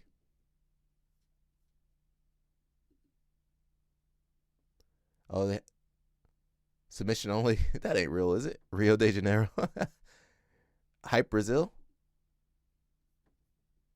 Impressed. Yeah, you want to see my clips? Dog, yeah, you land a lot of power shots. Yeah. I mean, I know it's sparring, but you land a lot of power shots. Yeah. What do you think your weaknesses are you got to work on? Defense or lungs? You have to figure out whose platform can do it. Because Armin might not be able to fight outside of UFC, and the UFC might not entertain this shit because Dana's like kind of, anti-Jake Paul type influencer fighting. Yeah, so they're already trying to figure out how to make money off of what's it. Going to make sense. So what that turn out to? They're already trying to make money off of it. So, again, you can do that kind of thing, but it's not sustainable. And a lot of times people come to hate you, you know? They don't come to hate you. So, you know, when I think of wrestling, I think of, you know, discipline and focus, but I don't think Georgio Poullas really showcases that. So he's an influencer to me. He's not a wrestler. I'm putting him below Muggsy. Muggsy crazy, but, you know, Muggsy, at least he loves wrestling and tries to, you know, grow the sport, you know, in his own way. I can't say the Georgio, whatever his name is really growing the sport. He's kind of tarnishing the sport. So we need to do judo, switch over to judo. We all need to switch over to judo. All right, guys, that's it, man. I'm done. We'll be back tomorrow. We didn't really have too much going on today. We had some good jokes, though. We found a new girl for Mush, a new snow bunny for Mush. Sarah's keeping us in line a little bit. Carol got her brown belt on here. She's been the longest member on the channel, so shout out to her. And that's it, man. We'll be back tomorrow. What's Wednesday? And that's it. We're still working on the Maryland Streamathon. We're still working on merch. We got a couple t-shirts being shipped out. Shout out to everybody for that. And that's it, man. I'll see you guys later. Peace out. You know I'm going to play my song at least 2 or 3 times. So I'll see you guys. Sarah calls this the ran through song, which she's not wrong. So hope you guys enjoy it. Hey. Hey. Hey. Hey.